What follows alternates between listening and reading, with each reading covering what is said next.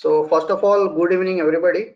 I'm Pawan Jaiswal, working with William O'Neill India and heading a product vertical, research product vertical.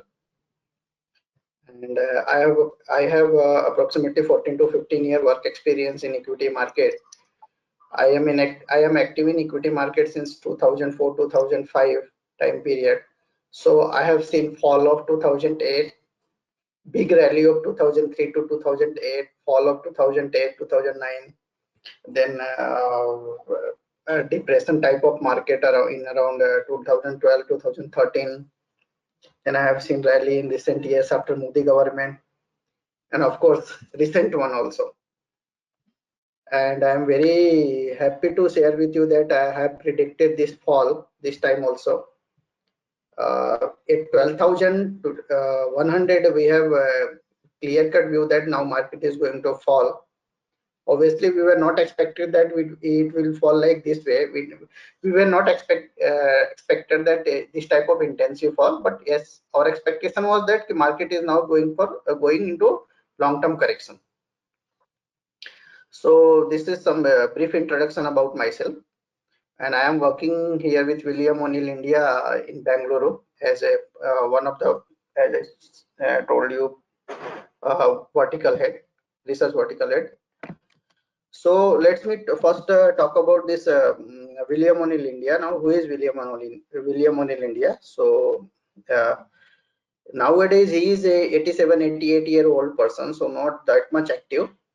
But he has started working up at a very young age, and he has secured a seat in the New York Stock Exchange. And he was one of the youngest person who has secured a seat in New York Stock Exchange. So he is that kind of person. After that, he has developed a strategy like canceling strategy. Now that canceling strategy is based on technical and fundamental both. Technical and fundamental both. So CANSLIM. C stands for current quarter earning. A stands for annual earning. And N stands for this if company is starting new venture, new business, new product they are adding. So that pertains to that. So CAN can belongs to that fundamental part, and SLIM canceling SLIM belongs to technical part. So S means supply and demand of market, supply of demand of any script or any index in market, what is happening in market. Like we say in technical analysis, we call it as price and volume. So that is supply and demand. In S, next one is SL. L means whether sector or stock is leading or laggard. And as per our cancelling methodology, we always focus on leading stocks only, not on laggard stocks. Like meanwhile, in current scenario, if I talk about which are the sectors are leading or which one sector is leading, so pharma is the leading sector. If I talk about any particular script, which one is leading, then Biocon is leading, Cipla is leading, Dr. Reddy is leading, Reliance Industries is leading. You know, in whole energy pack, there is only one stock which is leading, that Reliance. That's why we love Reliance, because this is the leading sector and leading stock. So that SL, next, that L stands for that leading stocks, and we always focus on leading stock. Next is slim. Next alphabet is I. I means institutional activity, where institutional activity is happening. So we always focus on institutional activities. And last one is M. M means market. What is the current scenario? What is the current status of markets? So as we know, after touching 12,430, market fell so intensively up to 7,511 level, 7,511 level, and now it's showing recovery and currently trading around 9,200, 9,300. So we obviously we cannot ignore market. If market is in bad shape, so nothing is going to work. If market is in good shape, everything will work. So this canceling strategy is one of the famous strategy across the globe. Lot of institutions manages their fund on the basis of this wholesale strategy only. So this all about William O'Neill India. You can find about him, more about him on Google. Just find his name, William O'Neill, on Google, and you will find a lot of information about him. Now next is that this particular slide is information about his work, like as I told you, CanSlim. So this is the CanSlim strategy and how it works. So this type of strategy, it works like this. Then he has founded a book. He has written a book actually. That first he has written a book how to make money in stock market, and that is one of the bestseller book. Afterward, he has written another book also, and he is the founder of IBD, Investor Business Daily. And this Investor Business Daily is one of the flagship newspaper or financial magazine, not newspaper, financial magazine, Fortnite Financial Magazine. After this, and it is a direct competitor of this New York Times. So business segment of New York Times. So it is one of the well-known business magazine in USA.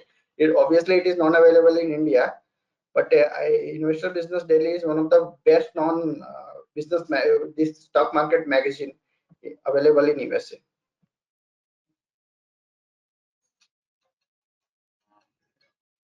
Hello,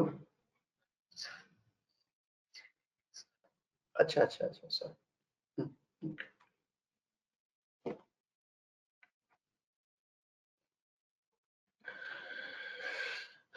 So sorry for disturbance. तो William O'Neill के बारे में मैं वही बता रहा था आपको. तो उन्होंने एक बुक लिखी है, बेस्ट सेलिंग बुक है जो यूएसए की. That name is how to make money in stock market. And another is that he is founder of International Investor Business Daily, one of the leading stock market magazine available in USA. No, it's not available in India because it's available in USA.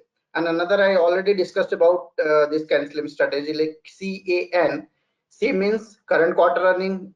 In CanSlim, CAN stands for belongs to fundamental part, and SLIM stands for technical parts. On today, I will discuss all these things in little bit, and then we will discuss more about technical, because our aim is to give some guidance about technical and how you can generate profit from this technical analysis. This is our product and services available in India. Like our first flagship product is MarketSmith India. MarketSmith India भी USA का ही part है. वहां पे MarketSmith के नाम से जाना जाता है. यहाँ पे इंडिया में स्टार्ट किया तो MarketSmith इंडिया के नाम से जानते हैं. ये हमने प्रोडक्ट 2014-15 में यहाँ पे स्टार्ट हुआ. And another product is swing trader India, जिसका मैं यहाँ पे रिसर्च हेड हूँ विलियम ओनिल में. स्विंग ट्रेडर इंडिया का जो प्रोडक्ट है इसका मैं रिसर्च हेड हूँ, और ये करीब 2 साल से यहाँ पे बहुत अच्छा कर रहे हैं, और कंसिस्टेंटली हम प्रोडक्ट में रिटर्न जनरेट कर रहे हैं. And another product is the AlgoSmith, that is based on that algo trading. और ये सारे प्रोडक्ट्स रिटेल क्लाइंट्स के लिए अवेलेबल है बहुत ही कम कीमत रेट पे. और अभी जैसे स्पाइडर के साथ हमने आज वेबिनार किया है, तो आपको डिस्काउंटेड प्राइस सिर्फ ₹1 में, आप अगर ये सर्विस लेना चाहते हैं रिसर्च सर्विस, तो सिर्फ ₹1 का टोकन मनी आप देके आप इसका ट्रायल ले सकते हैं. 1 मंथ का ट्रायल ले सकते हैं. I will share you all this detail on later part. So swing traders, what is swing trading actually? So let's give you give some brief about this swing trading. तो जैसे आपको पता होगा कि बहुत सारे टाइप्स के ट्रेडिंग्स होते हैं, ट्रेडिंग स्ट्रेटेजीज पे लोग काम करते हैं, like intraday strategy, swing trading strategy, short term strategy, long term strategy. So this swing trading strategy is not purely intraday and not purely long term, but it is a short term strategy. From 1 day to 21 days. 21 days means 21 working days. 21 market days means 1 month. So swing trading strategy एक दिन से लेके 1 महीने तक के strategy पे base पे काम करते हैं. और इसमें मेन जो हमारा ऑब्जेक्ट होता है वो कंसिस्टेंट पॉजिटिव रिटर्न जनरेट करना होता है after considering risk reward ratio. And we efficiently manage risk reward in this, because अगर आप मार्केट में रिस्क रिवॉर्ड अगर आप मैनेज नहीं कर पाते हैं, तो आप कितना भी अच्छा रिसर्च कर लीजिए, कुछ भी कर लीजिए, आप प्रॉफिट जनरेट नहीं कर पाएंगे. और रिटेल इन्वेस्टर्स को मैं बहुत नजदीक से देखा हुआ है सालों से. रिटेल इन्वेस्टर की एक सबसे बड़ी प्रॉब्लम होती है कि वो लोग बाय कर लेते हैं, बाय तो करते हैं वो इंट्राडे पॉइंट ऑफ व्यू या short term point of view, but profit होता है तो तुरंत निकल जाते हैं, बट लॉस में वो खड़े रहते हैं। और खड़े रहने का रीजन क्या होता है, बहुत सारे स्टॉक्स उसमें से रिलायंस कैपिटल हो जाता है, रिलायंस इंफ्रा हो जाता है, सुजलोन हो जाता है, आरकॉम हो जाता है, तो ये सब प्रॉब्लम होती है। सो ये इसका जो प्रोडक्ट का मेन कोर है वो रिस्क मैनेजमेंट है, कि ठीक है अगर हमने कुछ भी इनिशिएशन लिया, कुछ भी बाय किया, और बाय करने के बाद अगर वो अच्छा कर रहा है तो हम प्रॉफिट में खड़े रहेंगे, ना कि लॉस में खड़े रहेंगे। लॉस हमने जो वहां पे जो रूल बना के रखा है कि मैक्सिमम 3 to 4% लॉस में हम लोग निकल जाएंगे। 90 to 95% केसेस में हम 3 to 4% लॉसेस में हम निकल जाते हैं। सडनली कोई कोई होता है ऐसा कि लॉस थोड़ा एक्सटेंड हो जाता है बिकॉज ऑफ हमारे पास पोजीशन है और दूसरे दिन मार्केट गैप डाउन ओपनिंग हो गया, वर्ल्ड मार्केट कुछ गड़बड़ हो गया जिसकी वजह से मॉर्निंग में मार्केट खराब ओपन हुआ, तो जिसकी वजह से थोड़ा कभी कभार, बट वो कभी कभार मान के चलिए कि महीने 2 महीने में एक आध बार ऐसा सिचुएशन होता है। Otherwise our focus is to cut your all losses within 3 to 4% range.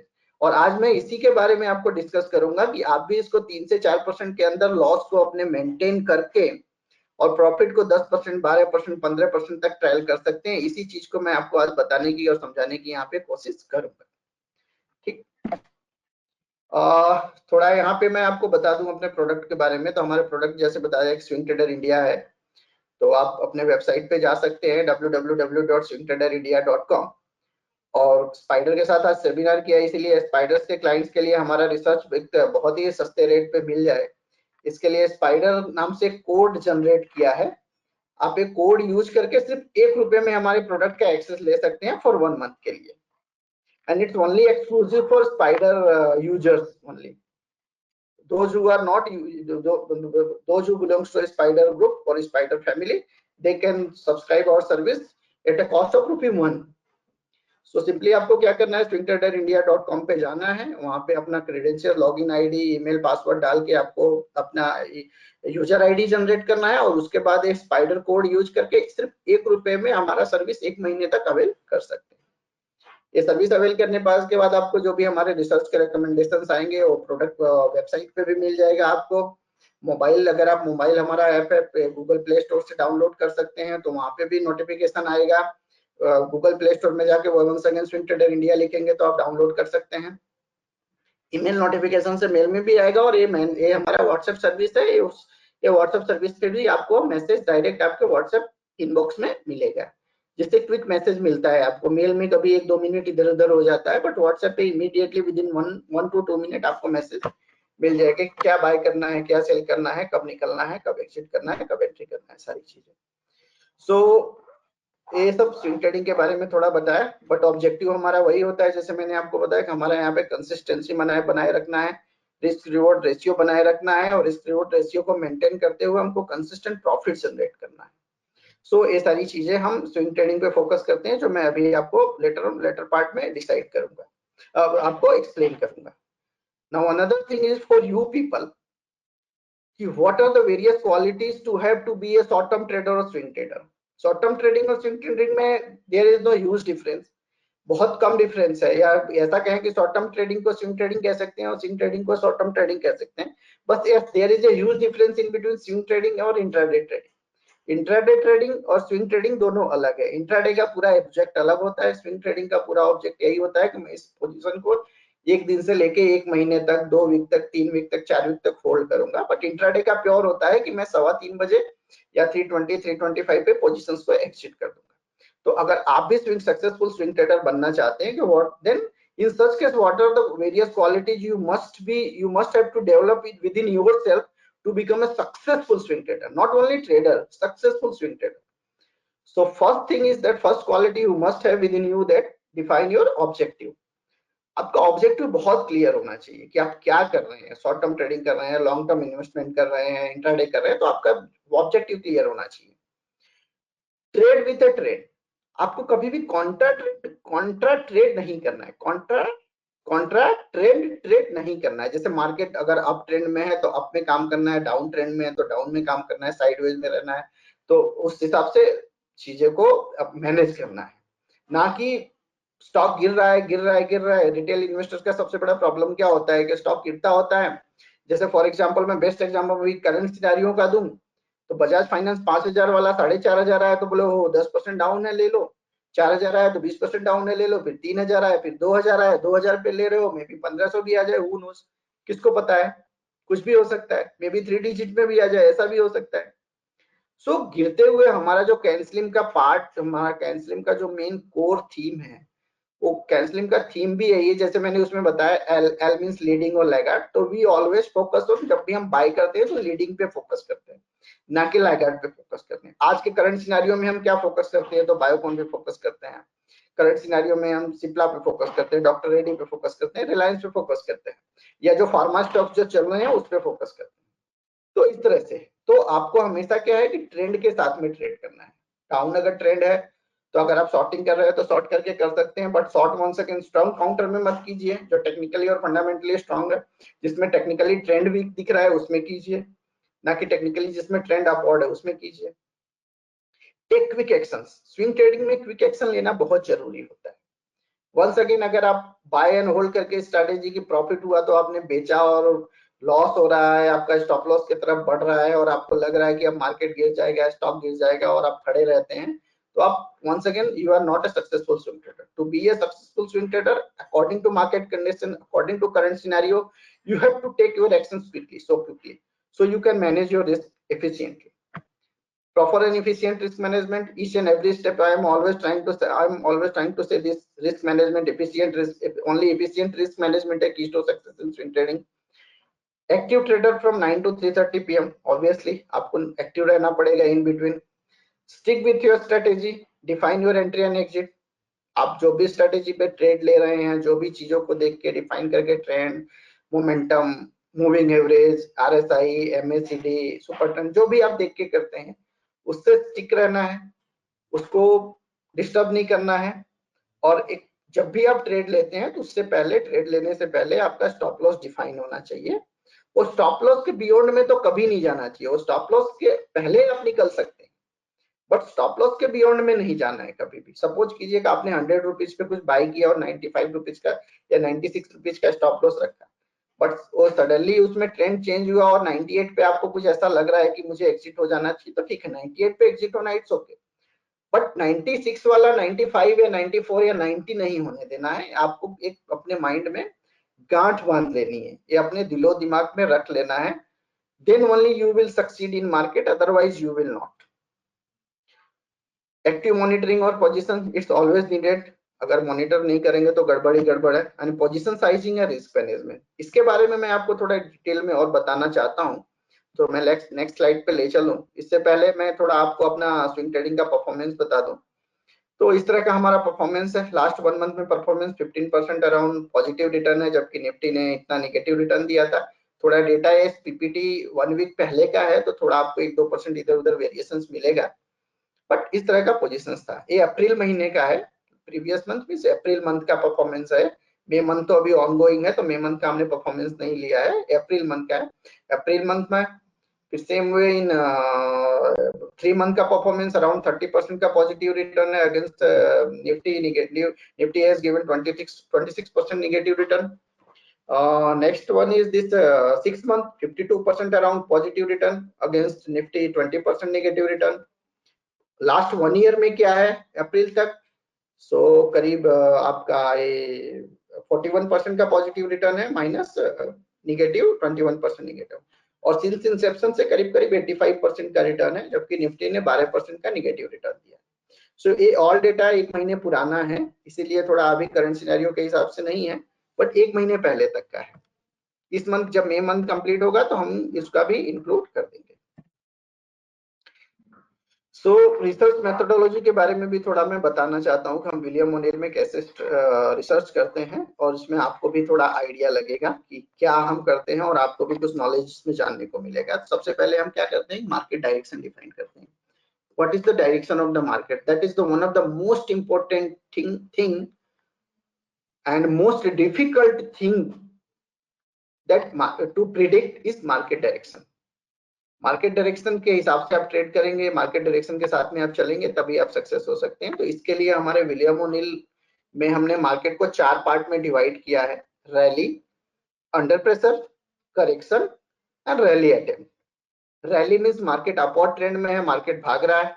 Under pressure means market upward trend में है बट मार्केट थोड़ा प्रेशर फील कर रहा है। करेक्शन मीन्स डाउन ट्रेंड में है and rally attempt mean correction होने के बाद मार्केट नीचे से ऊपर उठने की कोशिश कर रहा है। लाइक 7500 रिसेंट में गया, तो रिसेंट में जो करे वो जो हमारा लेवल ऊपर में 12,000 का लेवल ब्रीच हुआ तो हम करेक्शन में आ गए थे। जब 12,400 से 12,000 तक आया तो हम अंडर प्रेशर में थे, बट 12,000 का लेवल जैसे ही ब्रीच हुआ 11,900 अराउंड, सो हम करेक्शन में आ गए और वहां से लेके 7500 तक करेक्शन में थे। पर 7500 के बाद जैसे ही मार्केट ने ऊपर थोड़ा स्ट्रेच करना स्टार्ट किया तो हम 3 दिन हम वेट करते हैं, डे 1, डे 2 एंड डे 3। 3 दिन अगर मार्केट 3 दिन प्रीवियस लो को अगर थोड़ा मैं आपको डिटेल में बताता हूँ, आपको भी इसमें मजा आएगा तो what is this actually. So rally तो अप ट्रेंड में रहता है obviously. Under pressure means what, कि अगर हमारा रजिस्टर एक हम काउंट करते हैं distribution day. Now what is distribution day? as per our methodology, distribution day means अगर किसी भी दिन स्टॉक मार्केट इंडेक्स, मतलब हम निफ्टी ट्रैक करते हैं तो मैं निफ्टी की बात कर रहा हूं, किसी भी दिन इंडेक्स अगर 0.2%, 0.2% से ज्यादा गिरता है in compare to previous day with high volume in compare to previous day, means आज मार्केट अगर 0.2% डाउन हुआ और आज का वॉल्यूम कल के वॉल्यूम से ज्यादा है तो उसको हम बोलते हैं डिस्ट्रीब्यूशन डे। ठीक है, फिर से मैं रिपीट करता हूं, अगर किसी भी दिन मार्केट 0.2% से ज्यादा गिरता है और उस पर्टिकुलर दिन का वॉल्यूम प्रीवियस डे के वॉल्यूम से ज्यादा है तो उसको हम बोलते हैं distribution day. That's called distribution day. ऐसे हम काउंटिंग करते हैं, तो distribution day 1, distribution day 2, distribution day 3, तो ऐसे डिस्ट्रीब्यूशन डे 4। अगर 4 डिस्ट्रीब्यूशन डे हम लास्ट 5 वीक में हो जाता है, लास्ट 5 वीक मीन्स कितना, 25 ट्रेडिंग सेशन मीन्स सवा महीने के करीब हुआ, तो अगर 4 डिस्ट्रीब्यूशन डे हमारा 3 से 4 डिस्ट्रीब्यूशन डे हो जाता है लास्ट 5 वीक में, तो ऐसी सिचुएशन में हम उस मार्केट स्टेटस को रैली से अंडर प्रेशर में डाल देते हैं कि मार्केट अप ट्रेंड में है बट थोड़ा प्रेशर फील कर रहा है। और सेम ऐसे ही अगर फिर से वो डिस्ट्रीब्यूशन डे उसमें ऐड होता रहता है, डिस्ट्रीब्यूशन डे ऐड होकर 5 हो जाता है, 6 हो जाता है, 7 हो जाता है, तो हम उसको अंडर प्रेशर से करेक्शन कर देते हैं। या तो कोई की मूविंग एवरेजेस ब्रीच कर देता है। की moving averages means 50 day moving averages, 100 day moving average या 200 डे मूविंग एवरेज ब्रीच हो जाता है और डिस्ट्रीब्यूशन डे 7-8 नहीं है, लेकिन कोई की मूविंग एवरेज ब्रीच कर दिया, तोड़ दिया, तो भी हम उस अंडर प्रेशर को डाउनग्रेड करके करेक्शन कर देते हैं। तो ये 2 क्राइटेरिया हम फॉलो करते हैं मार्केट को ट्रैक करने के लिए। और सेम वे जब तक मार्केट बॉटम बना के कम से कम 3 दिनों तक लो को सस्टेन नहीं करता है, जैसे अभी रिसेंट लो था हमारा 7511, तो 7511 से 3 दिनों तक हमने वेट किया, डे 1, डे 2, डे 3, तो 3 दिन अगर उस 7511 को ब्रीच नहीं किया तो हम उस मार्केट स्टेटस को क्या कर देंगे, रैली अटेम्प्ट कर देंगे। ठीक है, तो ये हो जाता है हमारा स्टेटस रैली अटेम्प्ट। और रैली अटेम्प्ट होने के बाद हम क्या करते हैं, एफटीडी का वेट करते हैं। What is FTD? FTD means follow through day. ठीक है, फॉलो थ्रू डे क्या होता है? तो फॉलो थ्रू डे के लिए जैसे डिस्ट्रीब्यूशन डे के लिए हमारा कंडीशन है, वैसे फॉलो थ्रू डे के लिए भी कंडीशन है कि किसी भी पर्टिकुलर डे पे अगर इंडेक्स 3 दिन होल्ड करने के बाद चौथे दिन ऑनवर्ड किसी भी दिन 3 दिन तक, मतलब 7511 जो लो था रिसेंट, उसको 3 दिनों तक ब्रीच नहीं किया तो हम फॉलो थ्रू डे के लिए वेट करेंगे। अब फॉलो थ्रू डे क्या है तो उसका डेफिनेशन मैं बता रहा हूँ, बहुत शांति से बताऊंगा, 2 बार रिपीट करूंगा, please note it down if you want to note it down. कि follow through day means what, कि किसी भी दिन निफ्टी अगर 1.7% से ज्यादा गेन कर जाता है with high volume in compare to previous day, यानी सपोज कीजिए आज 3 दिन पहले हमारा लो रिकॉर्ड हो गया है और आज चौथा दिन और आज निफ्टी ने 1.7% गेन कर लिया और आज का वॉल्यूम भी कल के वॉल्यूम से ज्यादा है, तो उसको हम क्या टैग कर देंगे, फॉलो थ्रू डे टैग कर देंगे और उसके बाद हमारा मार्केट स्टेटस रैली अटेम्प्ट से रैली में शिफ्ट कर देंगे। सो एक हमारा मार्केट डायरेक्शन, हमारा खुद का प्रोप्राइटरी है मार्केट डायरेक्शन को ट्रैक करने के लिए ये मेथोडोलॉजी है। जो हम ट्रैक करते हैं और अकॉर्डिंग मार्केट डायरेक्शन के हिसाब से हम अपना रिकमेंडेशंस भी देते हैं। So that's I have discussed with you. So अगर किसी को क्वेश्चन हो तो इसमें कुछ भी डाउट होगा तो लास्ट के क्वेश्चन आंसर सेशन में फिर से एक्सप्लेन करने का ट्राई करूंगा। पहले रैली से डिस्ट्रीब्यूशन डे आता है। डिस्ट्रीब्यूशन डे अगर 3-4 रिकॉर्ड हुआ इन पास्ट 5 वीक्स में, 1 से सवा मंथ में, तो अंडर प्रेशर होगा। अंडर प्रेशर से फिर से डिस्ट्रीब्यूशन डे ऐड हो जाता है। 3-4 और एक्स्ट्रा 7-8 डिस्ट्रीब्यूशन डे हो जाता है, या कोई की मूविंग एवरेजेस ब्रीच हो जाता है तो करेक्शन करेंगे। करेक्शन होने के बाद अगर जो करेक्शन का जो लो है उस लो को 3 दिनों तक मार्केट होल्ड करता है, तो 3 दिनों के होल्ड करने के बाद उसको हम रैली अटेम्प्ट का टैग देते हैं। और रैली अटेम्प्ट के बाद हम वेट करते हैं कि किसी भी दिन मार्केट 1.7% से ज्यादा गेन करता है with heavy volume in compare to previous day, तो उसको हम रैली को टैग कर देते हैं, मतलब अप ट्रेंड को टैग कर देते हैं इस शॉर्ट में। अभी next what is our recommendation. ये तो मार्केट कंडीशन की बात हो गई। अब हम रिकमेंडेशंस कैसे देते हैं वो भी यहाँ पे, तो इस तरह से हम रिकमेंडेशंस जनरेट करते हैं, रिसर्च का काम करते हैं और रिसर्च करने के बाद आपको रिकमेंडेशंस देते हैं। And for that we follow various strategies like all this, like over here I have mentioned 5 strategy. One, that is our flagship strategy, that is CanSlim strategy. There are so many things, so many nuances available in that CanSlim strategy. So meanwhile I am not going to discuss in detail about that CanSlim strategy. Another is relative strength momentum strategy. RSI आपको पता होगा, one of the best technical tool, relative strength index RSI। तो RSI को भी और relative strength को भी track करके और मोमेंटम को भी ट्रैक करके MACD और जो भी बहुत सारे इंडिकेटर्स है उसको देखने के बाद अगर कुछ इंडिकेशंस मिलता है तो उसके बेस पे भी रिकमेंडेशन देते हैं। कोर टेक्निकल एनालिसिस करते हैं, means multi time frame analysis कि what is the trend on monthly chart, what is the trend on weekly chart, what is the trend on daily chart. कोई भी उस ट्रेंड को consider करने के बाद भी रिकमेंडेशन देते हैं। शॉर्ट कवरिंग स्ट्रेटेजी भी देते हैं, लाइक कोई स्टॉक बहुत नीचे आ चुका है और बहुत ज्यादा सेलिंग हो चुका है और यहाँ से बाउंस बैक आ सकता है, after considering open interest, put call ratio, after considering divergences in indicators, price indicators, momentum indicators, ये सारी कंसीडर करने के बाद शॉर्ट कवरिंग स्ट्रेटेजी पे भी रिकमेंडेशन देते हैं। और सेक्टर एनालिसिस करते हैं। सेक्टर एनालिसिस की जो भी जितने भी सेक्टर्स है तो कौन सा सेक्टर अच्छा परफॉर्म कर रहा है तो उस सेक्टर्स पे हम ज्यादा फोकस रखते हैं। Like currently it is pharma is doing well, so our focus is always on, meanwhile in current scenario is pharma. तो इस तरह से हम सेक्टर एनालिसिस को करते हैं और सेक्टर एनालिसिस करके भी रिकमेंडेशन देते हैं। So this is all about our methodology, market direction methodology, and how we generate recommendations on various methods, various strategies. So another part is that हम ट्रेड कैसे करते हैं, और मैं आपको एडवाइस करूंगा कि आप भी उसी डायरेक्शन में ही ट्रेड करें तो आपको ज्यादा से ज्यादा सक्सेस मिलने के चांसेस रहेंगे। तो हम कैसे ट्रेड करते हैं, तो एक चीज माइंड में आप बिठा लीजिए, आपने जगह जगह सुना भी होगा, trend is your friend. Trend ही आपका फ्रेंड है, ट्रेंड के साथ में ही आपको चलना है, उससे ही दोस्ती रखनी है, कॉन्ट्रा उससे। ट्रेंड से आपको कभी भी दुश्मनी लेके काम नहीं करना है। Means in our fraternity, research fraternity, there is another sentence beyond this trend, like trend is your friend, is that trend is your friend and don't try to buck the trend. Means आप trend से झगड़ने की कोशिश मत करो। आप जब भी trend से लड़ने जाओगे तो आपको प्रॉब्लम होगी ही होगी। और इसी बात को लेके हमारे विलियम ओनिल ने भी एक बहुत अच्छी लाइन कही है जो यहाँ पे मैंने मेंशन किया हुआ है कि don't argue with the market, never try to prove you are right and market is wrong. जिस दिन आपने सोच लिया कि मैं जो सोच रहा हूं मैं कर रहा हूं, उस दिन समझ लियो जो उसका काम खत्म हो गया। सो कभी भी मार्केट के साथ आप आर्ग्यूमेंट मत कीजिए, मार्केट के साथ हमेशा आप पैरेलली चलने का ट्राई कीजिए। क्योंकि एक अपार्ट फ्रॉम दिस, एक मैं आपको साइकोलॉजिकली बात बताऊं तो जब मार्केट में आप एक छोटा सा भी ट्रेड डालते हैं ना, तो आप मान के चलिए कि मिलियंस ऑफ स्मार्ट पीपल के अगेंस्ट में you are trying to put that trade. कौन सा इंस्टीट्यूशन, मतलब आप कौन से बड़ा इंस्टीट्यूशन जो पूरे वर्ल्ड में फेमस इंस्टीट्यूशन है और ऐसे पता नहीं आप जो बाय कर रहे हो सेल कर रहा है, या जो आप सेल कर रहे हो बाय कर रहा है। तो कोई भी आप ट्रेड डालते हैं तो एक छोटा ट्रेड भी हजारों लाखों लोगों के ओपिनियन के अगेंस्ट में होता है। ये हमेशा आप माइंड में बिठा के चलिए। तो अगर आपकी थिंकिंग गलत जा रही है, आपका सोचना गलत जा रहा है, आपका रिसर्च गलत जा रहा है, आपका प्रेडिक्शन गलत जा रहा है, तो don't blame on market, always try to blame on yourself and try to improve that.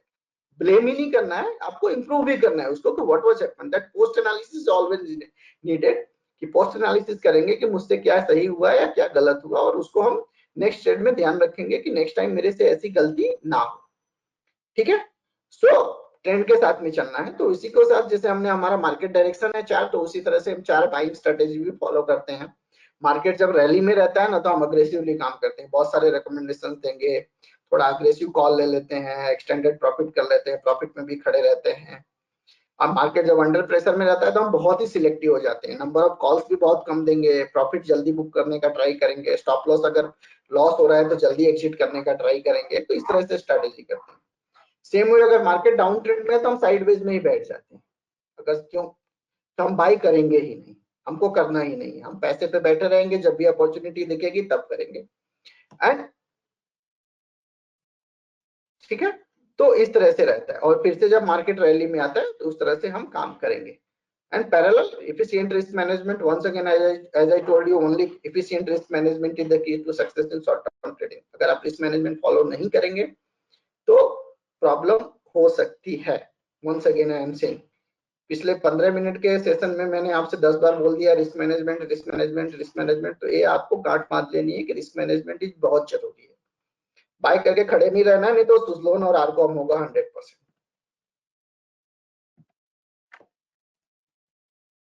ठीक है, तो जैसे मैंने यहाँ पे आपको एक चीज पेंडिंग रखा था कि position sizing and risk management, तो टेक्निकल पार्ट में मूव होने से पहले मैं position sizing and risk management कैसे करना है उसका एक तरीका मैं आपसे शेयर करने का ट्राई करता हूँ। Mainly I am going to discuss two type of position sizing and risk management theory over here.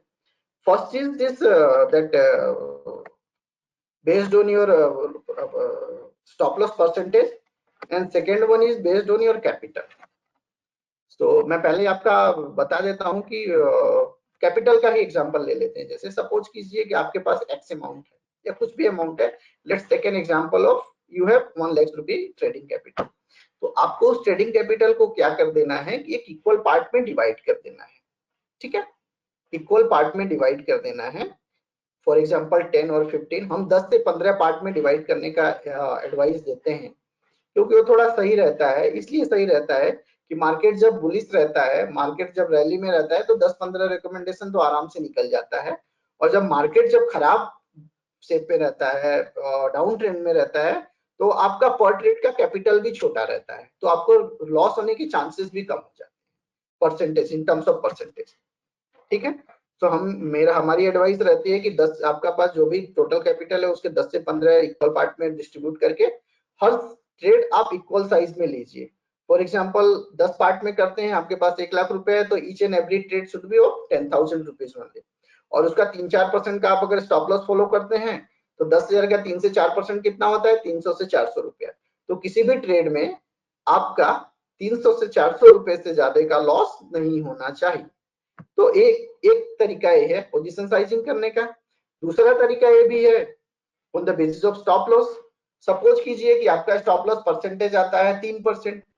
ठीक है, तो और आप पर ट्रेड में 1,000 रुपए का रिस्क लेने के लिए, I don't know, person to person capacity अलग होती है, किसी की कैपेसिटी 1 लाख रुपए की है तो किसी की कैपेसिटी 1 करोड़ की होगी और किसी की 100 करोड़ की होगी। सो बेस्ट ये होगा कि आप पर ट्रेड एक तरीका ये भी आप फॉलो कर सकते हैं कि पर ट्रेड आप कितने रुपए का रिस्क ले सकते हैं। सपोज कीजिए किसी की कैपेसिटी 1,000 रुपए की है और किसी की कैपेसिटी 10,000 रुपए की है पर ट्रेड रिस्क लेने की। तो दोनों क्या कर सकते हैं, सिंपली पर ट्रेड आप जितना रिस्क लेना चाहते हैं उसके डिवाइडेड बाय जो भी आपका परसेंटेज आता है, स्टॉप लॉस का परसेंटेज आता है, डिवाइडेड बाय वो परसेंटेज कर दीजिए। मैं आपको समझाने के लिए 1,000 रुपए का एग्जांपल ले रहा हूं कि किसी को 1,000 रुपए की लिस्ट लेने की कैपेसिटी है, तो divide that 1,000 rupees by percentage of stop loss, कि करंट जिस रेट पे आप एंटर कर रहे हैं उस रेट से कितने परसेंट का स्टॉप लॉस हो रहा है। सपोज कीजिए फॉर एग्जांपल 4% का स्टॉप लॉस हो रहा है, तो 1,000 को 4% से जब आप डिवाइड करेंगे तो 25,000 आएगा, तो आपका ट्रेड कितने का होगा, 25,000 रुपए का होगा। और ऑब्वियसली आप 4% का स्टॉप लॉस रख देंगे तो उसमें लॉस आपका मैक्सिमम क्या हो जाएगा, कंफर्म हो जाएगा। जैसे आप ऑप्शंस करते हैं ना, ऑप्शंस में लोग अट्रैक्ट क्यों होते हैं, खास करके रिटेलर्स, क्योंकि option is one of the most complicated product in this financial world, you know. Call option and put option जिसको हम बोलते हैं, one of the most complicated products designed by institutions for them to get benefit from that product, but retailers के mind में ऐसा होता है वो ये तो बहुत अच्छा है, इसमें कंफर्म है कि 1000 रुपए का ही रिस्क होगा, ऑप्शन बाय कर लेते हैं और खड़े रहेंगे, और वो 1000 रुपया चला जाता है। और इंस्टीट्यूशन क्या करता है, उसी साइकोलॉजी को खेलता है, आपके जैसे छोटे छोटे लोगों का हजार रुपए लेके वो 2-5 करोड़ रुपए 10 करोड़ रुपए एक महीने में इकट्ठा कर लेता है और हर महीने करता रहता है। तो ये गेम होता है। तो इसी तरह से यहाँ पे भी आपको ऑप्शन में ना करके आपके स्टॉक में ही करना है, और उस तरह से ऑप्शन वाली स्ट्रेटेजी यहाँ पे अप्लाई कर देनी है।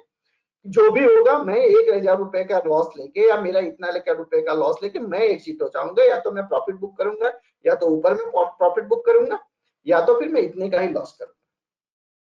ठीक है, next one is this, I have not mentioned over here, but like fifth point I have already mentioned. Apart from that, one more point that I have just recalled in my mind, that cut your losses early. अगर loss हो रहा है और आपको लग रहा है कि अब मार्केट यहाँ से खराब हो गया है, जो आपने एक्सपेक्ट किया, कोई न्यूज ही आ गया निगेटिव, सपोज कीजिए कि आपने बाय किया है, रात को मोदी जी आ गए टीवी पे, बोले कि आज रात 12 बजे से ऐसा हो जाएगा, तो दूसरे दिन मार्केट गैप डाउन हुआ और आपका लॉस 4% है, लेकिन 2% पे ही आपका पोजीशन कट रहा है, तो आपको 2% लॉस लेके निकल जाना है। तो कुछ भी ऐसा एग्जांपल हो सकता है, मैंने सिर्फ एक एग्जांपल दिया। तो वर्ल्ड मार्केट से निगेटिव न्यूज आ गया और मार्केट गैप डाउन हो गया और ऐसा कुछ भी होता है, तो आपको वेट नहीं करना है 4% के लिए। तो cut your losses ASAP, first thing. And second thing that I have not mention in this PPT is that कि अगर आपका कोई भी ट्रेड पॉजिटिव हो जाता है, सपोज कीजिए 100 रुपए में बाई किया आपने और वो 105 रुपए आ गया, तो किसी भी कीमत पे उस पर्टिकुलर ट्रेड में आपको लॉस नहीं होने देना है। लॉस नहीं होने देना है, इसके लिए आपको सिंपली क्या करना है, आपको क्या फॉलो करना है, स्टॉप लॉस फॉलो करना है। कौन सा स्टॉप लॉस फॉलो करना है, ट्रेलिंग स्टॉप लॉस फॉलो करना है।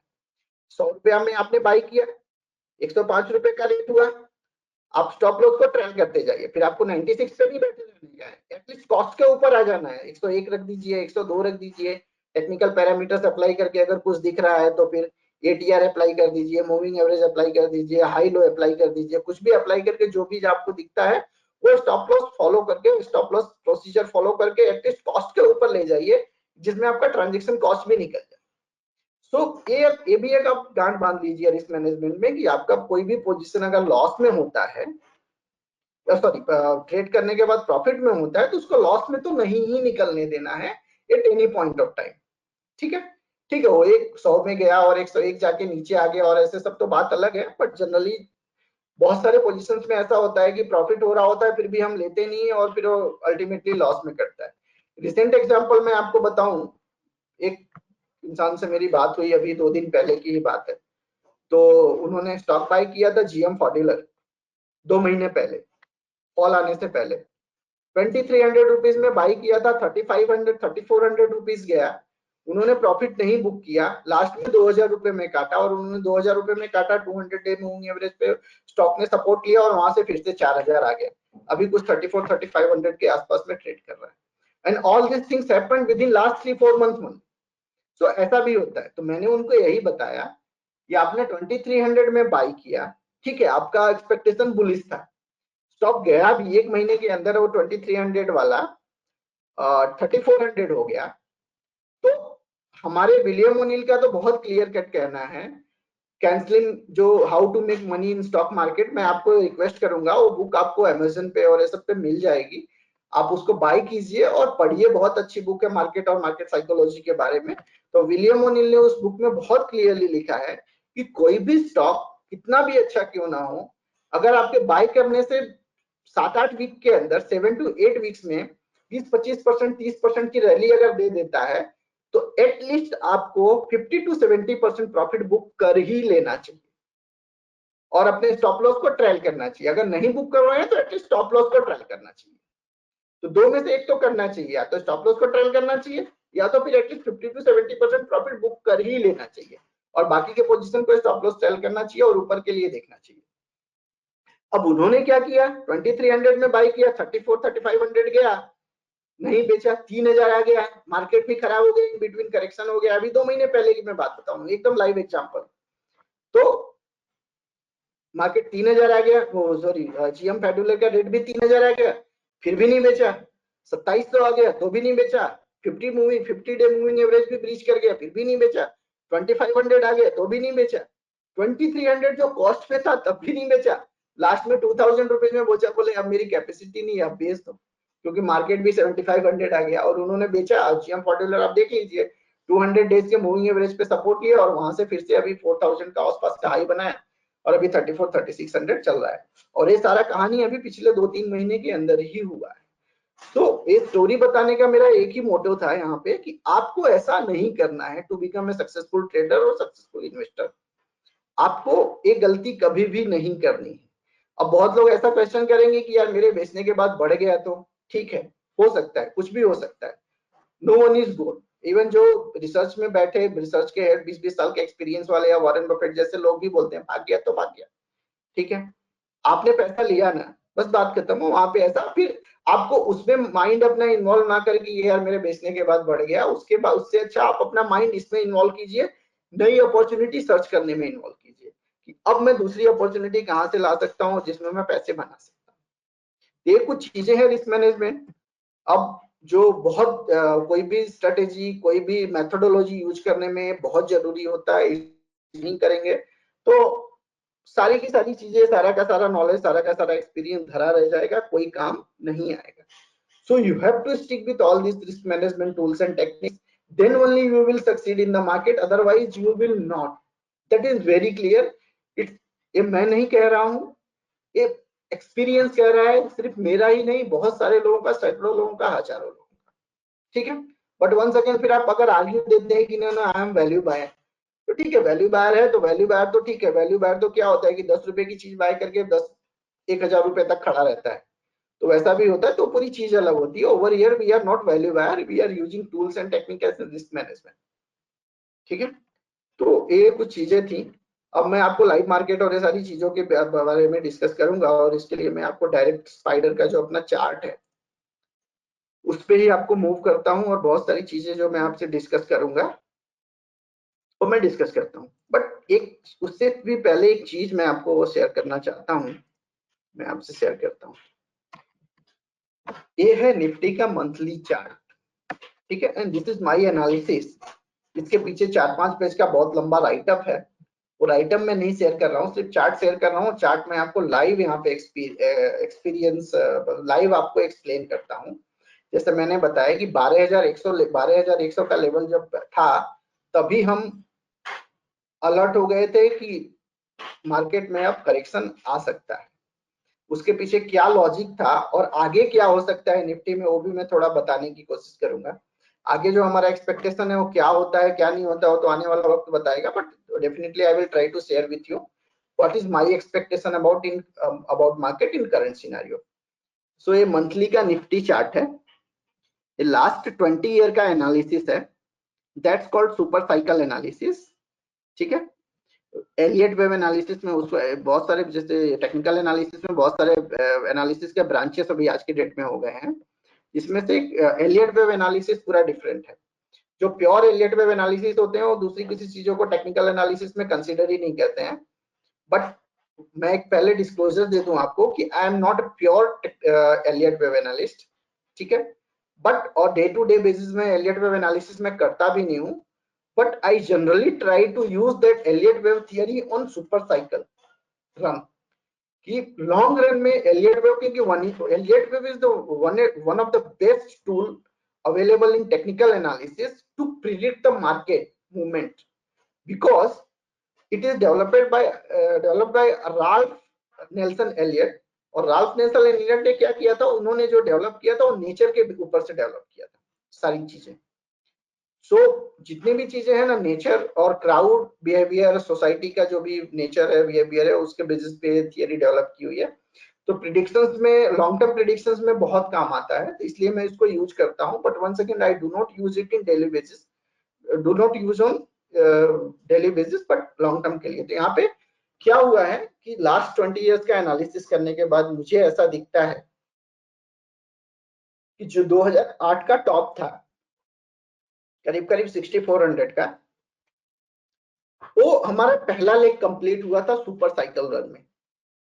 और 2008 के बाद जो करेक्शन आया था, जो 2008 में लो हुआ था और 2009 में बॉटम आउट हुआ था, यहाँ पे आप ग्रीन सर्कल में आपको दिख रहा होगा। सो यहाँ पे बॉटम बना था और यहाँ से मार्केट फिर से रैली स्टार्ट हुई थी और जो अभी जाके एंड हुई। सो ये हमारी जो रैली अभी हमारा लास्ट मंथ में एंड हुआ है फरवरी में, 12,430 का हाई बना के एंड किया है और नीचे आया है 7,500 का। वो मैं अगर ऐसा कहूं कि 11 साल पुराना रैली था। 1 मिनट।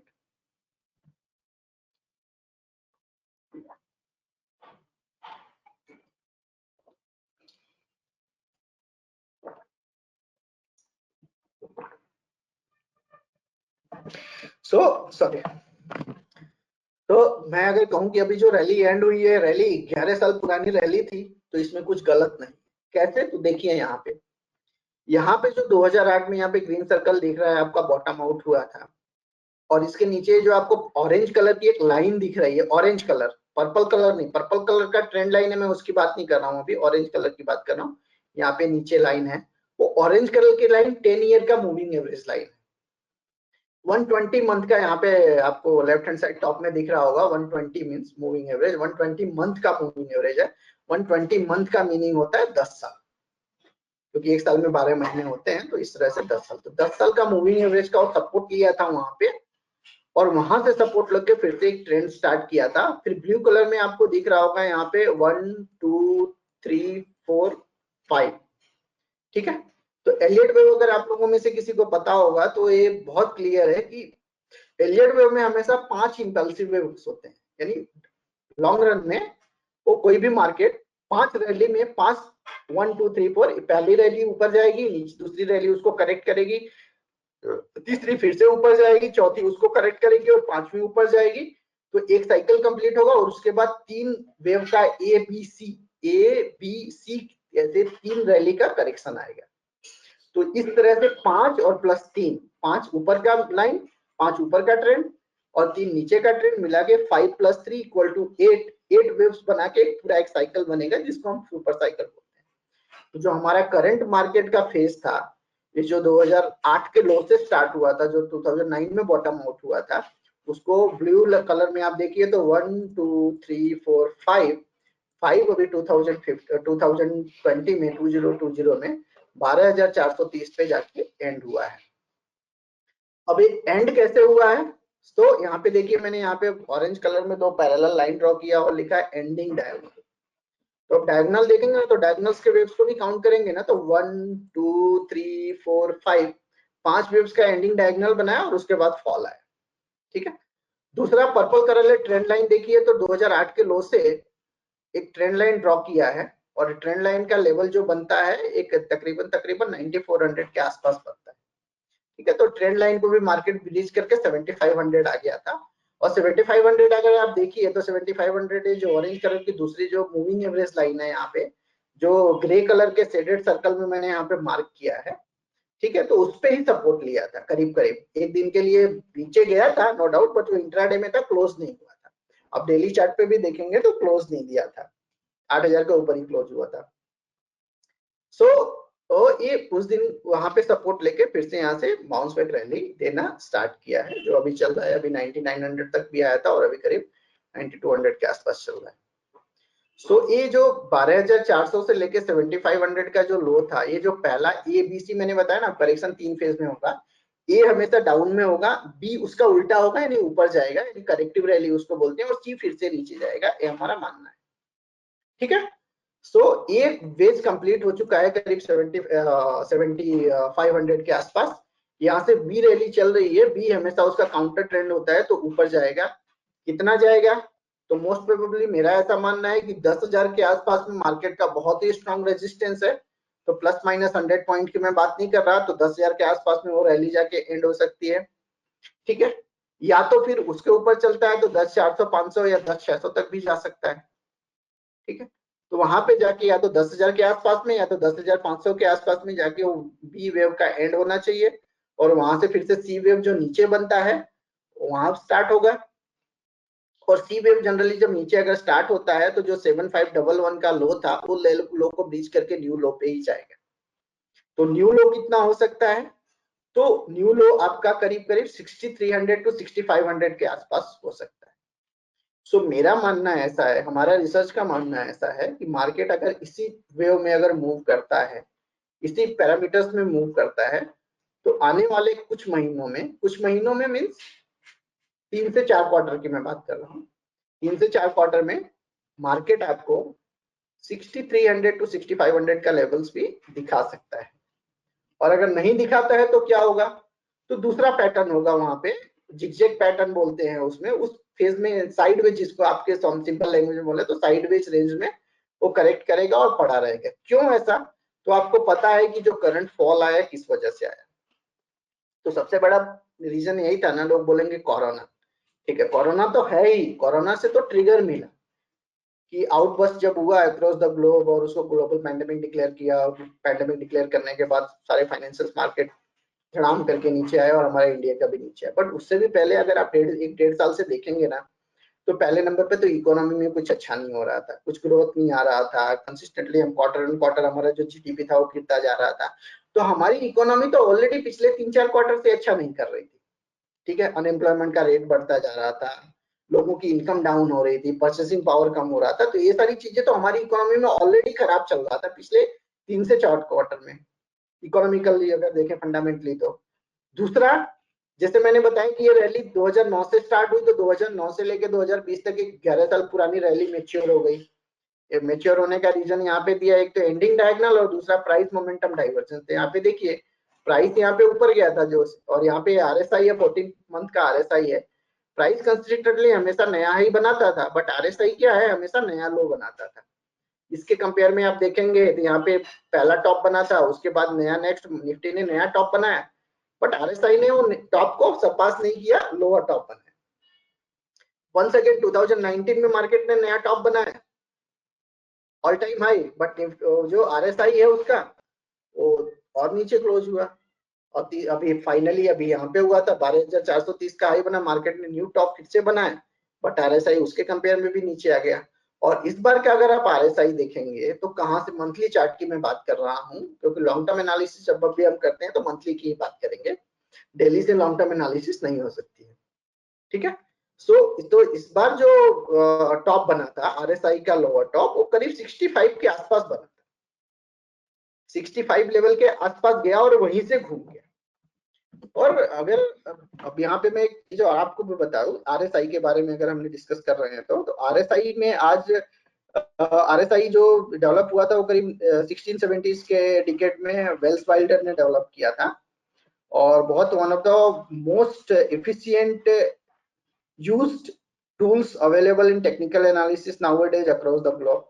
और आज जो टेक्निकल एनालिसिस के लिए जाने जाते हैं, टेक्निकल एनालिसिस में आरएसआई के गुरु के नाम से जाने जाते हैं, आरएसआई गुरु के नाम से, वो यूएस में रहते हैं।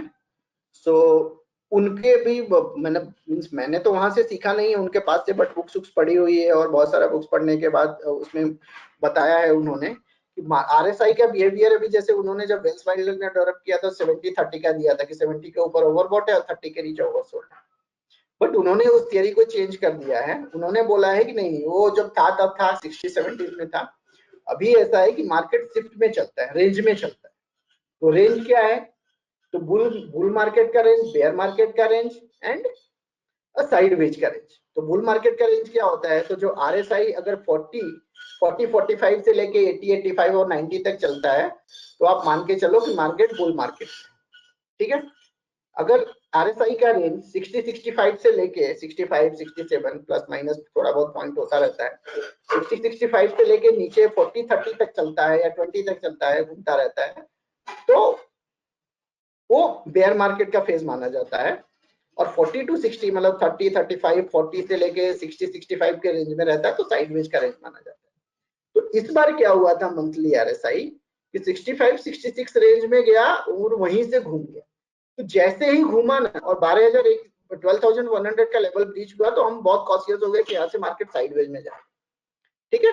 उसके बाद ये हमारे यहाँ पे देखिए आरएसआई पैनल पे एक ग्रीन कलर की लाइन है, जिसमें वैल्यू रखी है करीब 54-55 की, और जैसे ही ये लेवल ब्रीच किया तो हम तुरंत ही पता चल गया यहाँ से कि now we are heading toward long term correction और स्ट्रॉन्ग करेक्शन। और उसके बाद रिजल्ट आपके सामने है, मार्केट बहुत नीचे आ गया। फिर से मंथली चार्ट से अभी देखिए इस लेवल पे निफ्टी रेजिस्टेंस क्यों फेस कर रहा है। तो देखिए 2008 का जो आरएसआई का लो था, यहाँ पे आप देखेंगे यहाँ से एक डॉटेड ऑरेंज कलर की, सॉरी पर्पल कलर की एक डॉटेड लाइन है, देखिए जो 2008 के लो और 2016 का लो, 16 में जो 2016 में जो आरएसआई का लो हुआ था, अगर आपको पता होगा, आप ज्यादा दिनों से मार्केट में होंगे, तो 2015 से 16 का एक करेक्शन, बड़ा लंबा करेक्शन 1 साल का चला था। जनवरी 2015 में निफ्टी ने 9100 के करीब का लॉ बनाया था, और फरवरी 2016 में जो बॉटम आउट हुआ था 6800 के आसपास, 6825 के आसपास। तो उस लो को अगर हमने कनेक्ट किया, तो कनेक्ट करने के बाद जो डॉटेड लाइन यहाँ पे एंड होता है, तो ये भी यहाँ पे देखिए, अगर आप देखेंगे, 1 सेकेंड,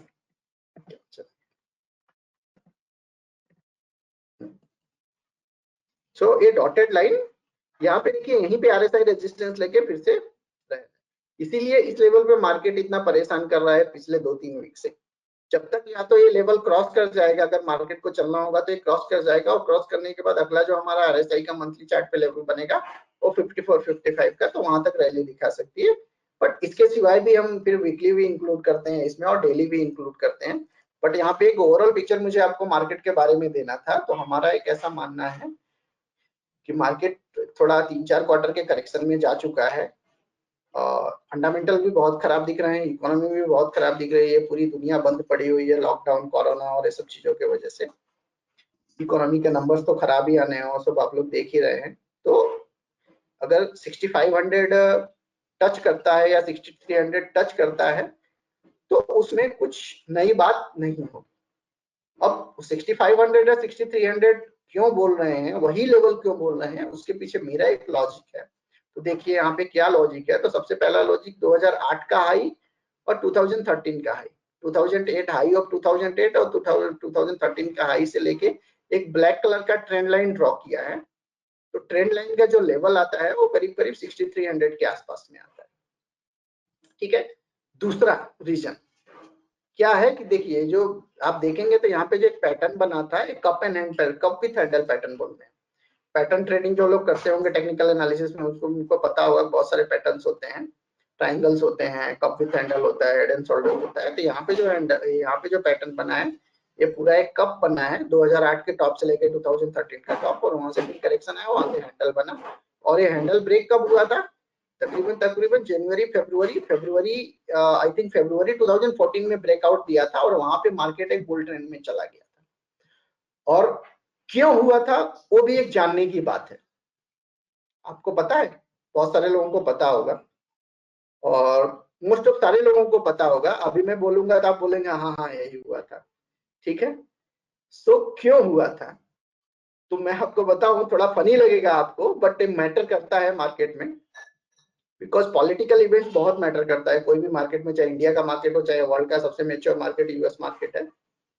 तो ये हुआ था कि उस टाइम पे फरवरी मार्च आते आते 2014 आते आते one thing was very clear politically in India, that Modi is going to lead this country, you know, अगर आपको याद होगा तो। आप बोलोगे इसका टेक्निकल एनालिसिस से क्या लेना देना है, तो मैं आपको बहुत श्योरिटी से कह रहा हूं कि पॉलिटिकल इवेंट्स का हमेशा टेक्निकल एनालिसिस से लेना देना रहता है।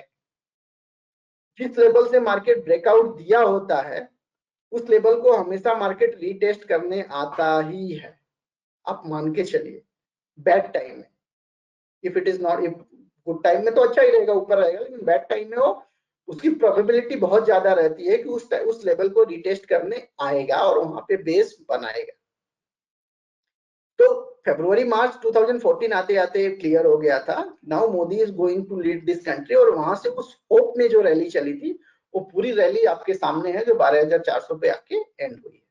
ठीक है, सो इवन मैं आपको बोलूं ना, तो जो अभी का 7500 का लो बना है ना, तो लो के पीछे भी एक लॉजिक है। कौन सा लॉजिक है, पॉलिटिकल इवेंट। क्या, अभी मैं बोलूंगा तो आपको फिर से याद आ जाएगा, डिमोनेटाइजेशन। आप डिमोनेटाइजेशन का लेवल देख लीजिए और अभी का लेवल देख लीजिए, सेम आसपास में ही है। ठीक है, अब आप बोलेंगे वो तो 7,000 का था और अभी 7,500, ठीक है, वो टेक्निकल एनालिसिस में हियर एंड देयर थोड़ा रहता है 2-4%, बट वो रहता है। बट वो डिमोनेटाइजेशन का लेवल अभी रीटेस्ट किया और वहां से बाउंस बैक मारा है। तो मोदी जी का एक जो मेजर इवेंट था डिमोनेटाइजेशन, उसको मार्केट ने रिटेस्ट कर लिया।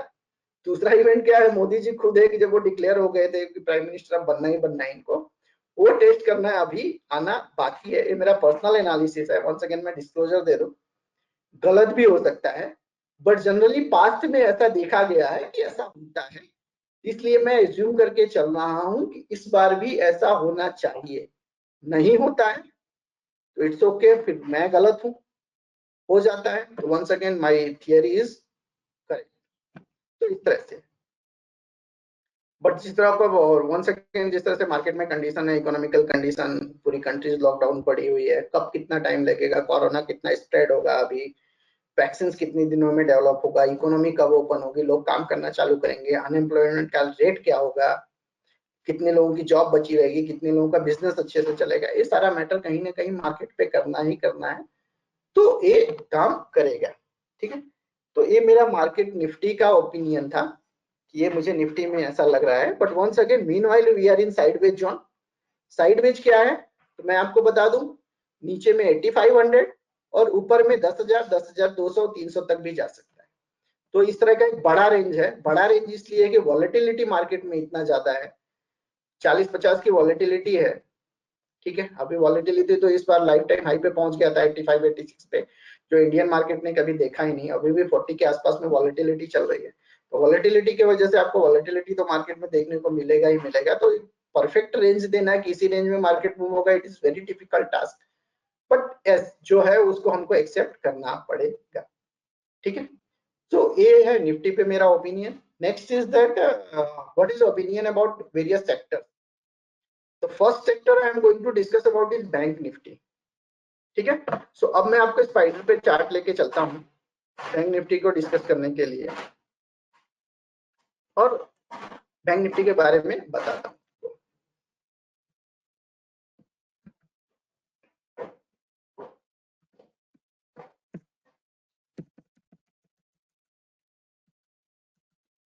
बैंक निफ्टी के बारे में मैं सिर्फ इतना ही कहना चाहूंगा। हाँ, सबसे पहले मैं आपको बता दूं कि स्पाइडर सॉफ्टवेयर मैं पिछले 6-7 सालों से यूज कर रहा हूँ। बहुत अच्छा टूल्स है, बहुत ही यूजर फ्रेंडली टूल्स है, और इसीलिए मैं यूज करता हूँ। इसमें क्वेरीज अप्लाई करना, क्वेरीज से स्टॉक्स को फाइंड करना बहुत ही इजी है, जो कहीं भी अवेलेबल नहीं है, खास करके इंडियन मेड सॉफ्टवेयर में, जो इतने कम रेट पे आपको अवेलेबल है इन कंपेयर टू अदर्स। ठीक है, आप ब्लूमबर्ग और रॉयटर्स और ये सब लेने जाते हैं तो आपको डॉलर्स में पे करना पड़ता है, तो उसमें तो बहुत सारी चीजें आपको मिलेगी, आप उससे कंपेयर नहीं कर सकते। बट इस रेट में जो आप स्पाइडर फैसिलिटी दे रहा है, दैट्स वेरी गुड। और इसका मुझे यूज करने का एक सबसे बड़ा रीजन है कि इस कॉस्ट में मुझे फैसिलिटी मिल रही है, इसलिए मैं 2013-14 से मैं यूज कर रहा हूँ कंसिस्टेंटली, 2014 से। ठीक है, सो इस तरह से, सो ये निफ्टी है। तो निफ्टी में मैं सिर्फ इतना, सॉरी बैंक निफ्टी है, बैंक निफ्टी का चार्ट है।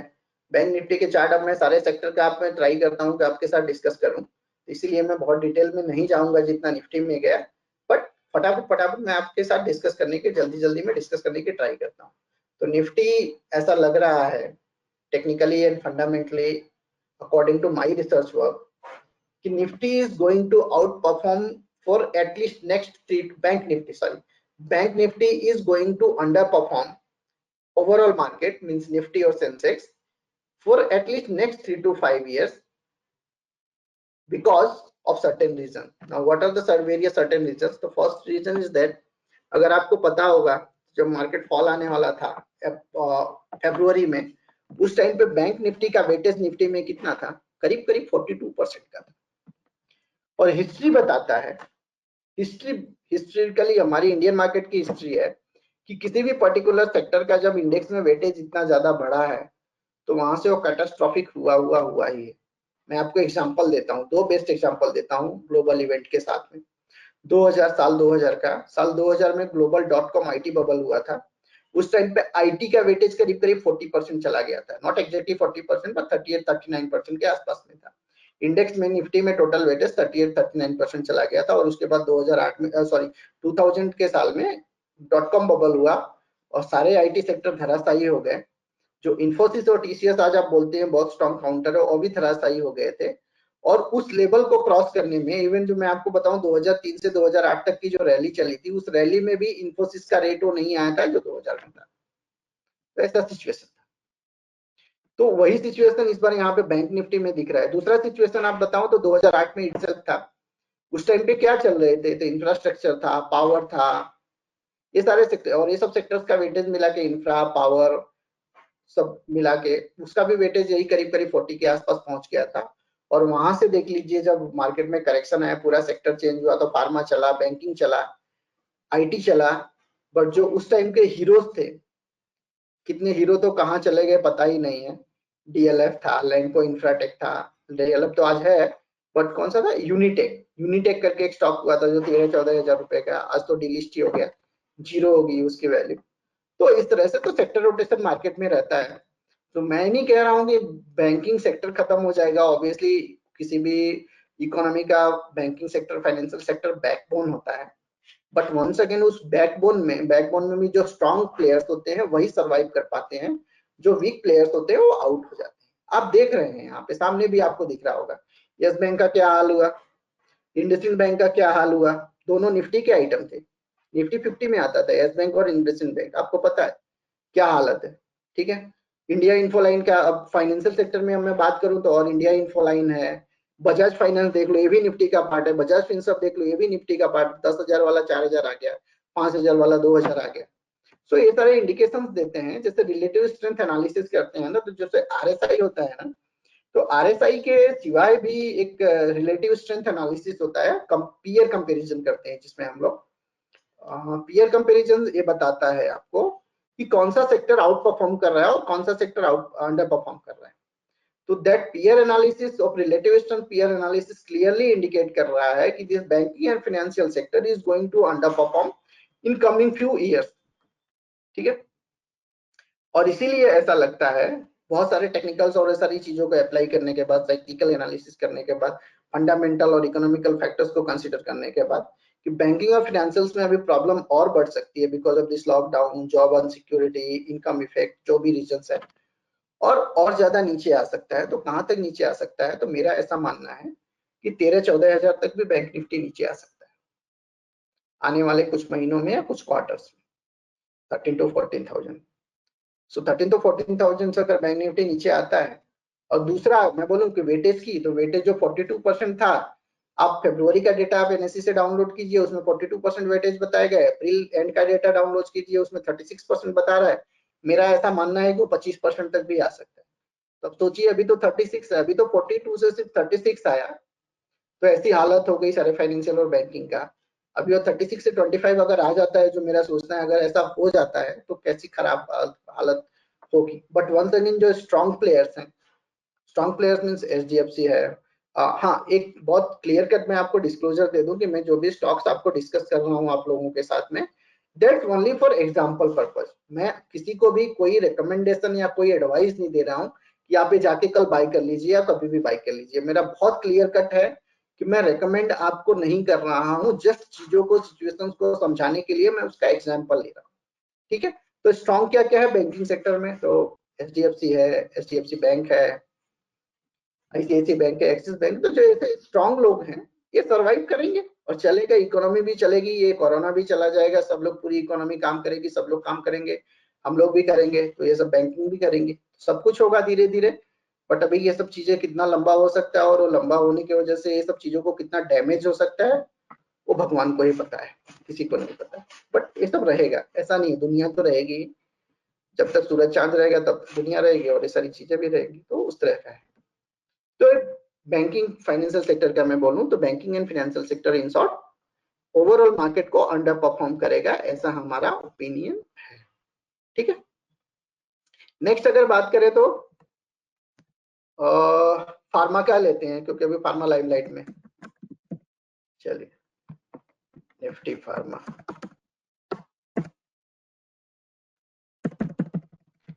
ठीक है। ये निफ्टी फार्मा का मंथली चार्ट है। आप लोगों को क्लियर कट दिख रहा होगा, कुछ लोगों ने अगर अब तक नहीं देखा हो तो देख लीजिए। निफ्टी फार्मा का मंथली चार्ट है और मंथली चार्ट पे क्लियर कट ब्रेकआउट दिखा रहा है। ठीक है, मंथली चार्ट फार्मा इंडेक्स का। और relative, apart from this relative strength analysis, यहाँ पे देखिए आरएसआई नीचे पैनल पे है और ऐसा आरएसआई पे भी ट्रेंड लाइन ब्रेकआउट आ चुका है। और इसके सिवाय भी मैं बता दूं, relative strength analysis versus Nifty of pharma sector is clearly indicating that this particular sector may lead in coming few quarters। तो फार्मा सेक्टर अच्छा लग रहा है, फार्मा सेक्टर पे आप फोकस कर सकते हैं, स्टॉक्स बहुत सारे अवेलेबल है, वो आप देख सकते हैं। ठीक है, नेक्स्ट कौन सा सेक्टर है, अभी मैं आपको एक दो सेक्टर्स और डिस्कस कर देता हूँ। फार्मा हो गया, हाँ, इसके सिवाय स्पेशलिटी केमिकल्स में भी बहुत सारे स्टॉक्स हैं। स्पेशलिटी केमिकल सेक्टर्स का उसका कोई इंडेक्स नहीं है, तो फार्मा से कहीं ना कहीं वो मोर और लेस रिलेटेड रहता है। तो कुछ कुछ स्पेस है स्पेशलिटी केमिकल्स में, वो भी अच्छा कर सकते हैं। उसके बाद रिलायंस ऑलरेडी अच्छा कर ही रहा है, आप लोग देख रहे हैं, आज ही ऑल टाइम हाई पे आ गया, आज की ही बात है। तो Reliance is doing well because of this Jio theory, Jio game. बहुत सारे लोग फेसबुक और पता नहीं कौन कौन से लोग पैसा लगा रहे हैं, आज भी शायद न्यूज है कि कोई और भी पैसा लगा रहा है। तो इस तरह से है, तो रिलायंस अच्छा कर रहा है। जब तक रिलायंस अच्छा कर रहा है तब तक मार्केट को कोई टेंशन की बात नहीं, मार्केट होल्ड करेगा। ठीक है, आगे पता नहीं क्या हो सकता है, कुछ भी हो सकता है, बट आज भी तो अच्छा कर रहा है। और नेक्स्ट सेक्टर है आईटी, निफ्टी आईटी। 1 सेकेंड, मैं सेक्टर ही पूरा ओपन कर देता हूँ।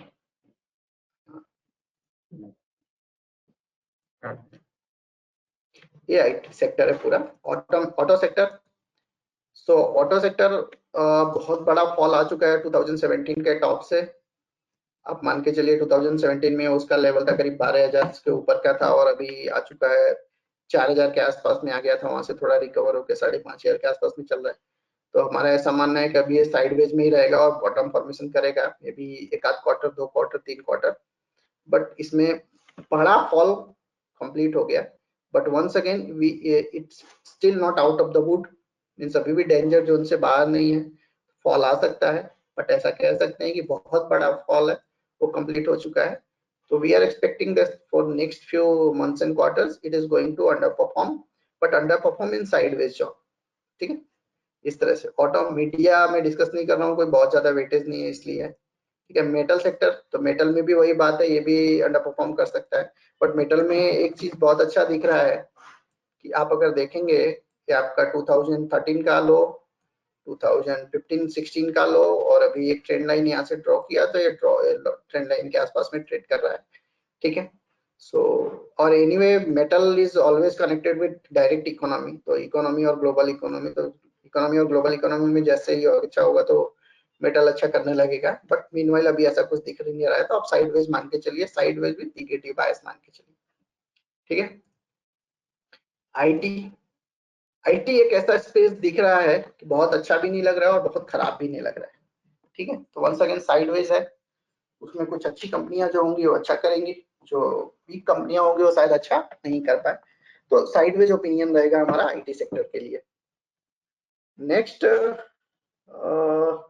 एनर्जी, तो एनर्जी सेक्टर में जो भी कंपोनेंट है आप देखेंगे फॉल आने के बाद, जो लास्ट मंथ में, अप्रैल मंथ में जो आपको इतना बड़ा ग्रीन कलर का कैंडल दिख रहा है, it's only because of Reliance. आप एनर्जी पैक, आप एनएससी पे सर्च करेंगे ना, तो उसमें 10 जिससे स्टॉक्स हैं, 10 स्टॉक्स में से 9 के 9 निगेटिव है, ओनली रिलायंस प्लस है। और रिलायंस तो मार्केट का हीरो है, रिलायंस चला तो इतना बड़ा एनर्जी इंडेक्स को लीड करके ले गया, तो अभी भी लीड कर रहा है रिलायंस। जब तक रिलायंस अच्छा है तब तक कोई प्रॉब्लम नहीं है। नेक्स्ट, ठीक है, फार्मा हो गया, बैंक निफ्टी हो गया, बाकी सारे छोटे छोटे सेक्टर। एफएमसीजी के बारे में आपको बता दूं, तो ठीक है, एफएमसीजी हमेशा डिफेंसिव माना जाता है, फार्मा सेक्टर भी डिफेंसिव माना जाता है, और एफएमसीजी भी डिफेंसिव माना जाता है। और दूसरा ऐसा होता है कि कुछ भी हो जाए लोग खाना तो नहीं बंद करेंगे, तो जो एफएमसीजी में सब स्टेपल्स प्रोडक्ट्स है, खाने पीने की चीजें हैं, एफएमसीजी स्टेपल्स, वो सब चलते रहेंगे, कोई प्रॉब्लम नहीं है। बट ऑब्वियसली इकोनॉमी अच्छा नहीं करेगी, मार्केट अच्छा नहीं करेगा, तो भी बहुत कुछ अच्छा नहीं करेंगे। But comparatively in compare to other things, in compare to financials, in compare to banking, अगर आप रिस्क ले सकते हैं तो इसमें जो अच्छी कंपनियां हैं इस स्पेस में, एफएमसीजी में, उसमें आप देख सकते हैं। अच्छी कंपनियां मतलब जो टॉप 100 कंपनियों में आती है, टॉप 100 कंपनियों के बियॉन्ड में आप ना ही जाए, मेरी ऐसी एडवाइस रहेगी, तो अच्छा रहेगा। ठीक है, तो ये सारी चीजें इसलिए मैं आपसे शेयर कर रहा हूँ कि when though we are doing swing trading, but swing trading करने के बावजूद भी अगर आप सेक्टर का ओपिनियन नहीं लेते हैं, मार्केट का ओपिनियन नहीं लेते हैं, you can't be A successful swing trader. Because suppose financials is looking laggard. Even आज भी देखिए बैंक निफ्टी ने आज मार्केट इतना अच्छा था अर्ली मॉर्निंग में और आज मार्केट गिरा है, तो मार्केट को गिराने के पीछे हु इज द कल्प्रिट? आप रिलायंस का स्टॉक आप देखिए, ठीक है, तो रिलायंस ऑलमोस्ट हाई पे था, हाई पे ही क्लोज हुआ है करीब करीब, मतलब ठीक है थोड़ा नीचे आया बट दैट्स ओके, उसने मार्केट को गिराया नहीं, अल्टीमेटली तो 0.85% पॉजिटिव में ही क्लोज हुआ है। और यहाँ से अगर आप देखेंगे रिपोर्ट हाँ, यहाँ पे भी आप देखेंगे तो किसने सबसे ज्यादा गिराया? तो आईसीआईसीआई बैंक ने, एचडीएफसी बैंक ने, कोटक बैंक ने, ठीक है, तीन लोगों ने, और इन्हीं लोगों ने तो 100 पॉइंट गिरा दिया, सब 70-80 पॉइंट्स गिरा दिए। तो ऐसी सिचुएशन, तो अभी फाइनेंशियल अच्छा नहीं कर रहा है, तो देखिए वो सुबह में ऊपर था लेकिन नीचे आ गया, तो अभी जो आज का भी फॉल आया वो फाइनेंशियल्स की वजह से है। तो क्यों फाइनेंशियल्स में काम करना, कहाँ पे करोगे आप काम? तो फार्मा भी अच्छा चल रहा है, फार्मा दिख रहा है कि मंथली चार्ट पे ट्रेंड लाइन ब्रेकआउट आ रहा है, रिलेटिव स्ट्रेंथ उसका बता रहा है कि अच्छा हो रहा है। और अभी जो ग्लोबली क्या इश्यू चल रहा है, कोरोना का इश्यू चल रहा है, कोरोना मतलब इट्स ए हेल्थ इश्यू। तो हेल्थ इश्यू में सबसे प्रायोरिटी किसको होगी? मेडिसिन को होगी, मींस फार्मास्यूटिकल कंपनीज को होगी, तो क्यों ना उसमें करें। तो अगर आप कुछ फाइंड भी करते हैं, कुछ रिकमेंडेशंस भी लेते हैं, तो आप 2000 में 5000 वाला बजाज फाइनेंस नीचे आ गया, 2000 रुपए आ गया, उसको ना बाय करके मैं तो ये कहूंगा कि जो 50 ऐसे खराब मार्केट में भी जो 52 वीक हाई पे चल रहा है, 52 वीक हाई पे क्या चल रहा है? तो सिप्ला चल रहा है, बायोकॉन चल रहा है, 52 हाई पे चल रहा है, 52 वीक हाई के आसपास में चल रहा है, ठीक है, अबाउट इंडिया चल रहा है। तो ऐसे सब स्टॉक्स में फोकस कीजिए ना। Once again it's not advice, recommendation, it's I am just giving all this name for example purpose, ठीक है। तो ऐसे सारी चीजों पे आप फोकस कर सकते हैं, ठीक है। अच्छा, एक तो इस तरह से अब ये हो गई सेक्टर्स की बात। ऑलमोस्ट सारे मेजर सेक्टर्स मैंने आपके साथ में डिस्कस कर दिया, जो मेटल क्या कहते हैं, मीडिया और सब में कुछ मार्केट का बहुत ज्यादा वेटेज होता नहीं है, तो I am not going to discuss all that stuff. इससे पहले एक चीज और मैं आपको बताना भूल गया हूँ, मैं आपके साथ शेयर कर दूं हमारा रिसर्च रिपोर्ट के बारे में। हमारा रिसर्च रिपोर्ट कैसा होता है, ठीक है। तो इस तरह से हम वीकली एक रिसर्च रिपोर्ट देते हैं, William O'Neill India, swing trader India weekly big picture, ठीक है। एवरी वीक आपको सैटरडे के दिन शाम तक आपको ये रिपोर्ट आपको व्हाट्सएप पे, ईमेल में और ऐसे सब मिल जाएगा, ठीक है। तो इस तरह का रहेगा, उसमें हम एक निफ्टी का चार्ट होगा और इस निफ्टी में हमारा ओपिनियन रहेगा, हमारा ओपिनियन क्या है, ठीक है ना। जैसे हमने क्लियरली लिखा है कि after considering all the above factors, यहाँ पे हमने टेक्निकल फंडामेंटल जो भी सारी चीजें लिखनी है लिखी हुई है, बताया है क्या रीजन है क्या नहीं, और बताया फाइनल कंक्लूजन दिया है कि after considering all the above factors we advise a cautious approach as price action and momentum indicators do not suggest a great level of strength and level of 9100 may play a crucial role। सो क्रॉसियस ही आपको apply करना है, क्यों? क्योंकि market is in bad से। आज भी देखिए market 100 point more than 100 point ऊपर ओपन हुआ लेकिन नीचे आ गया, तो अगर आप कॉशियस अप्रोच नहीं फॉलो करेंगे ऐसे मार्केट में तो लॉस तो होगा ही होगा। तो इस तरह का और एवरी वीक आपको मिलेगा। तो इस तरह से अगर आप हमारे सब्सक्राइबर बनते हैं और स्पाइडर के साथ जिस तरह से टाई अप किया हो, आपको बहुत कम रेट में आपको मिल रहा है, सो उस तरह से कर सकते हैं। तो एक निफ्टी का ओपिनियन होगा जिससे आपको पता चलेगा कि मार्केट का ओवरऑल डायरेक्शन क्या है।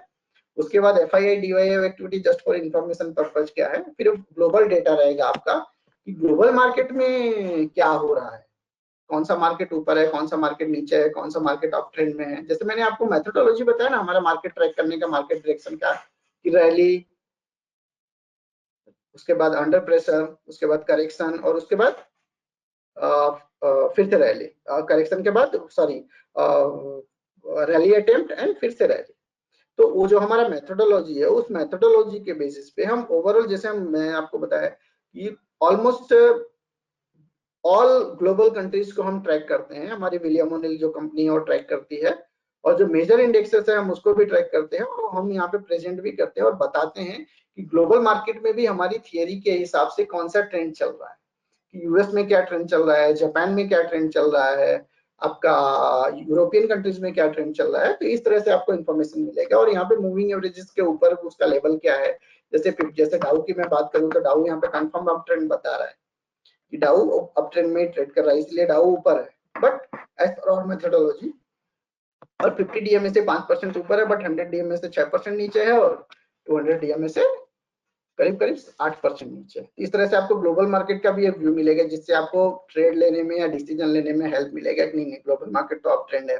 जैसे यहाँ पे लिखा है कैट अंडर प्रेशर, ठीक है, तो जैसे पहले बताया पहला स्टेटस रैली का, दूसरा स्टेटस क्या था, अंडर प्रेशर का था। तो अंडर प्रेशर कब होता है कि जब 3 से 4 डिस्ट्रीब्यूशन डे ऐड हो जाता है, कोई की मूविंग एवरेजेस ब्रीच हो जाता है, तो ऐसी सिचुएशन में आपको क्या होगा, आपको रिपोर्ट कैसे हेल्प करेगा कि आपको ग्लोबल मार्केट आपको ज्यादा ट्रैक करने की जरूरत नहीं पड़ेगी, आप उससे उस पे ट्रैक तो ऑब्वियसली आप करेंगे because you are efficient, you are playing your money, playing with your money, तो आप तो ट्रैक तो करेंगे, बट यहाँ से आपको एक डायरेक्शन मिलेगा, पता चलेगा कि ग्लोबल मार्केट में क्या एक्शन है, क्या हलचल है। ऑब्वियसली रिपोर्ट आने के बाद में यहाँ पे अप ट्रेंडेड है और मंडे को कुछ गड़बड़ हो गया तो शायद वो अंडर प्रेशर भी हो सकता है, बट एटलीस्ट आपको पता तो रहेगा कि ऐसा सिचुएशन।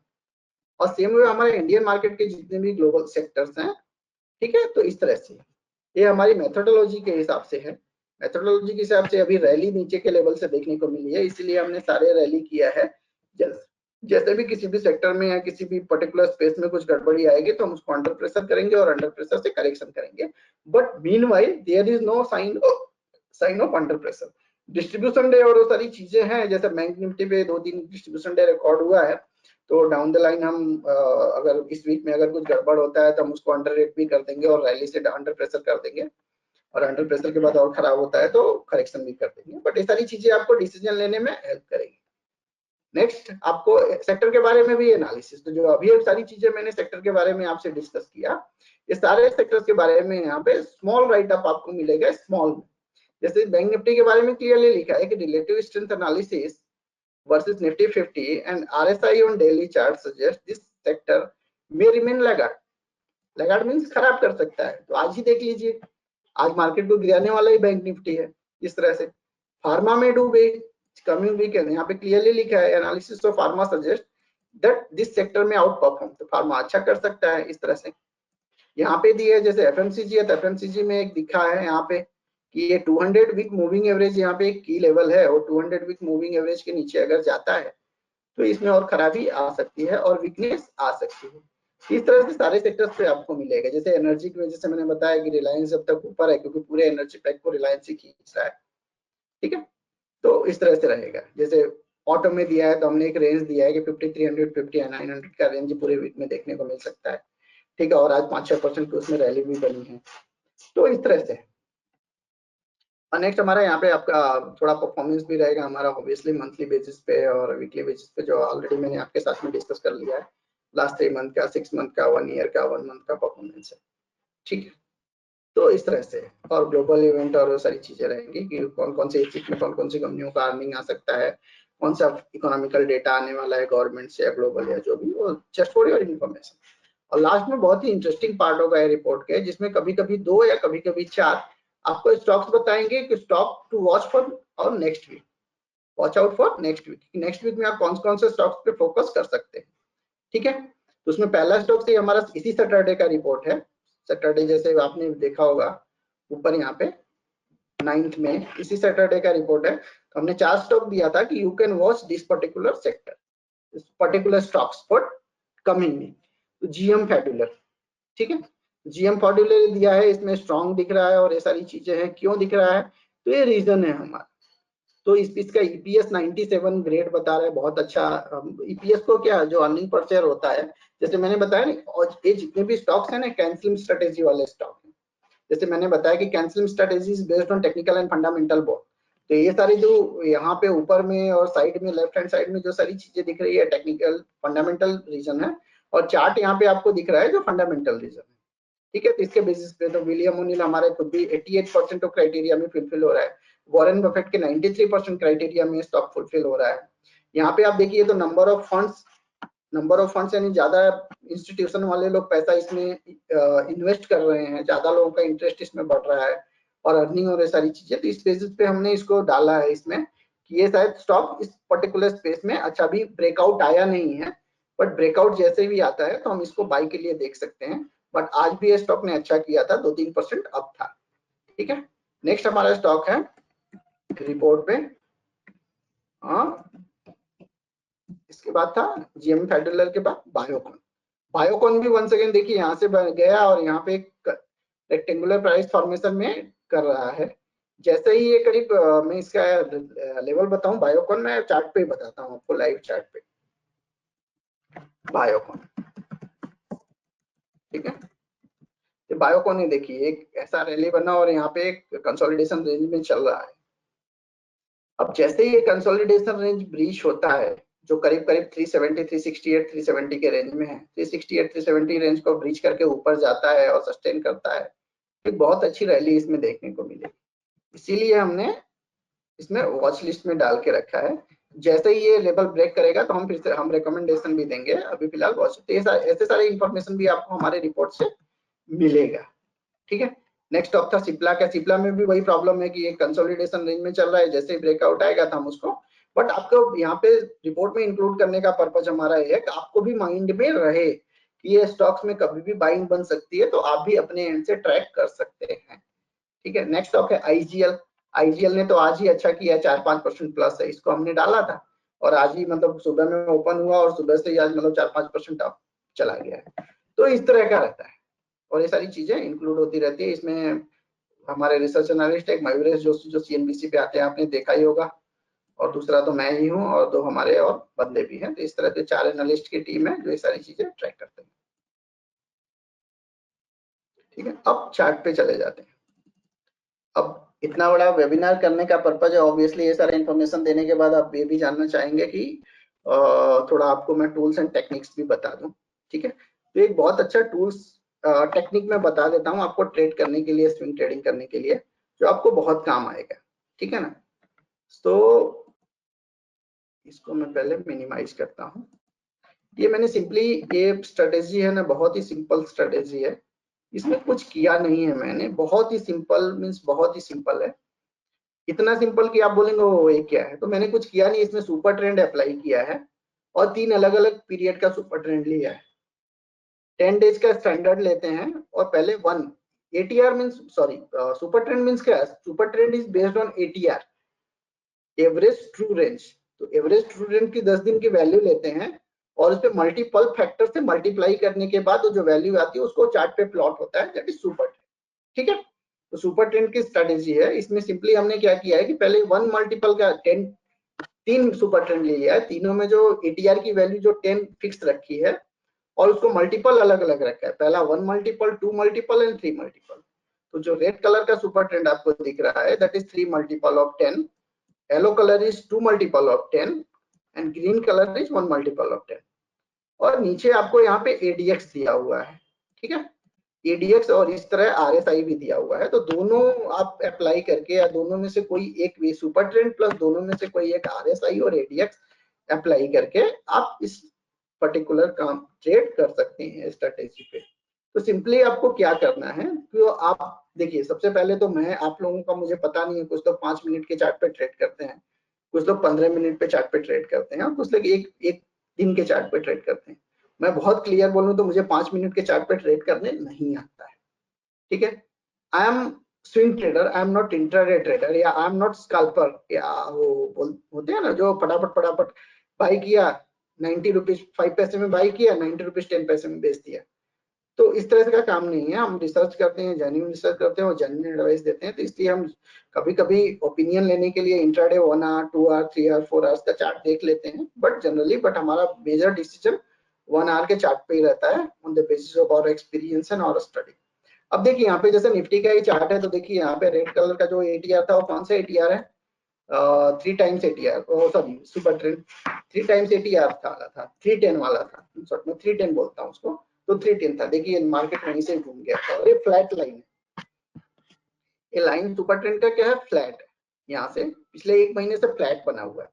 ये मान के चलिए जो करीब करीब 9900 के आसपास में आता है, जब तक ये लेवल 9900 का मार्केट क्रॉस नहीं करेगा और होल्ड नहीं करेगा तब तक ये डिफिकल्ट है, मार्केट ऊपर जाएगा।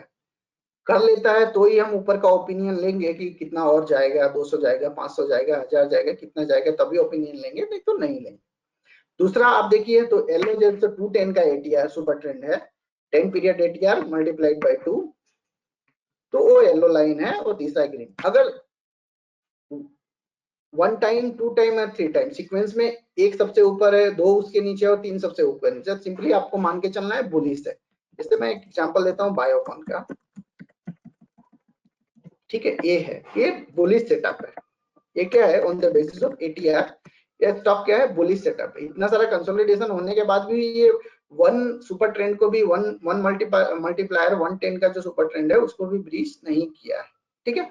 अब इसमें एडीएक्स कैसे अप्लाई करना है, तो सिंपली एडीएक्स यहाँ पे आपका देखो, एडीएक्स अभी डाउनवर्ड शेप में, बट यहाँ से रोल हो रहा है, रोल हो रहा है, बट अभी रोल हुआ भी नहीं है, और यहाँ प्राइस पे भी रेंज में फंसा हुआ है। तो जैसे ही प्राइस 370 के ऊपर जाएगा, ऑब्वियसली एडीएक्स भी ऊपर शूट अप होगा और वहां से एक अच्छी रैली बन सकती है। तो on the basis of this ATR, moving average जैसा मैं इसको यूज करता हूँ, on the basis of ATR, sorry not ATR, super trend, आपको 3 सुपर ट्रेंड लगा लेना है।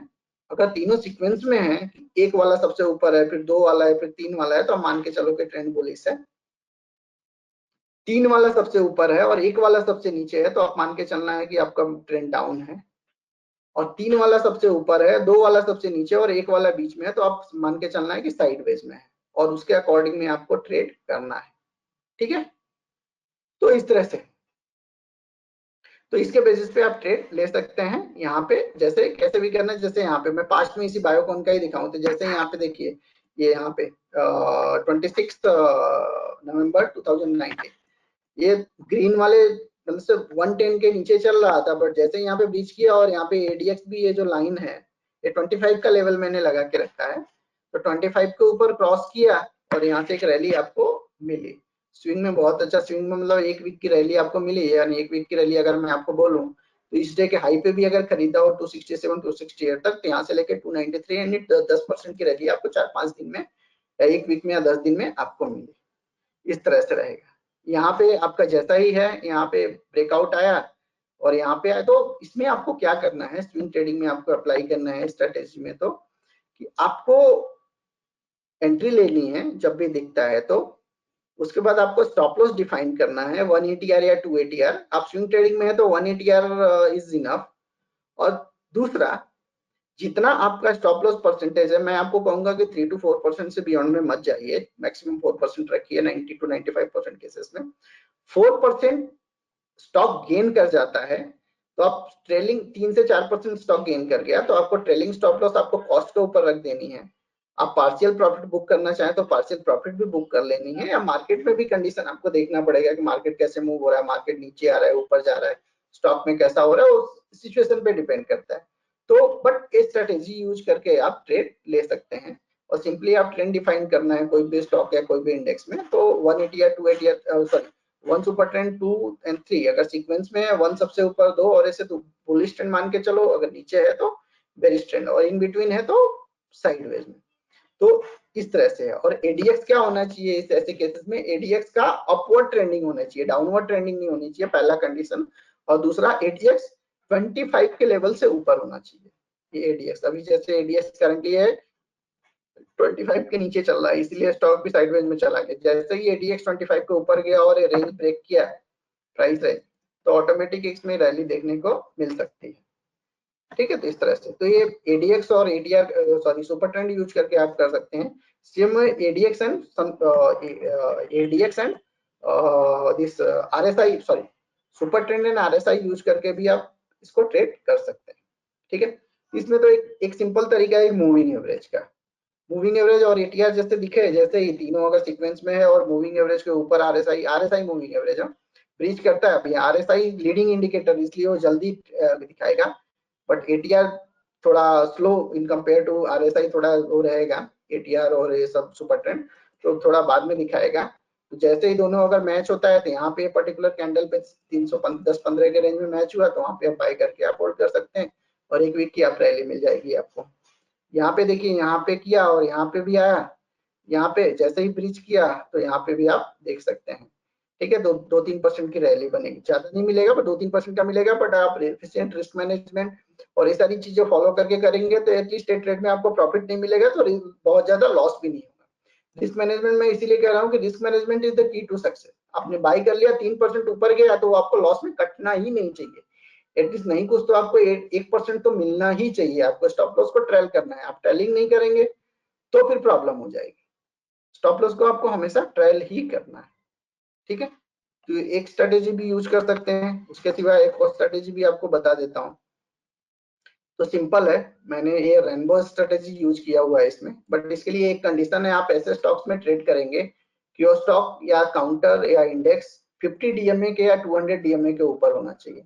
50 डीएमए के ऊपर है तो बहुत अच्छा है, सॉरी 200 डीएमए के ऊपर है तो बहुत अच्छा है, नहीं तो 50 डीएमए के ऊपर भी आफ्टर कंसीडरिंग वेरियस फैक्टर्स भी आप काम कर सकते हैं। लाइक बायोकॉन, फिर से मैं दूसरा कोई लेते हैं, तो आप बोलेंगे बायोकॉन ही लिया हमेशा, स्किपला लेते हैं, ठीक है। तो यहाँ पे 50 डीएमए यानी येलो कलर का जो लाइन है वो 50 डीएमए है, तो यहाँ पे तो ये पर्टिकुलर स्ट्रेटेजी में यहाँ पे करीब आपको मान के चलिए कि करीब 346 पे इसमें ट्रेड मिला था, 335 सॉरी 435 से 440 के रेंज में ट्रेड मिला था और एक अच्छी रैली देखने को मिलेगी। दूसरा अगर मैं बोलूं डॉक्टर रेड्डी, ठीक है, तो यहाँ पे भी 50 डीएमए या 200 डीएमए, 200 डीएमए यहाँ पे नीचे था जो पर्पल कलर का लाइन है, तो यहाँ पे तो और जल्दी भी ट्रेड मिल गया था, ठीक है।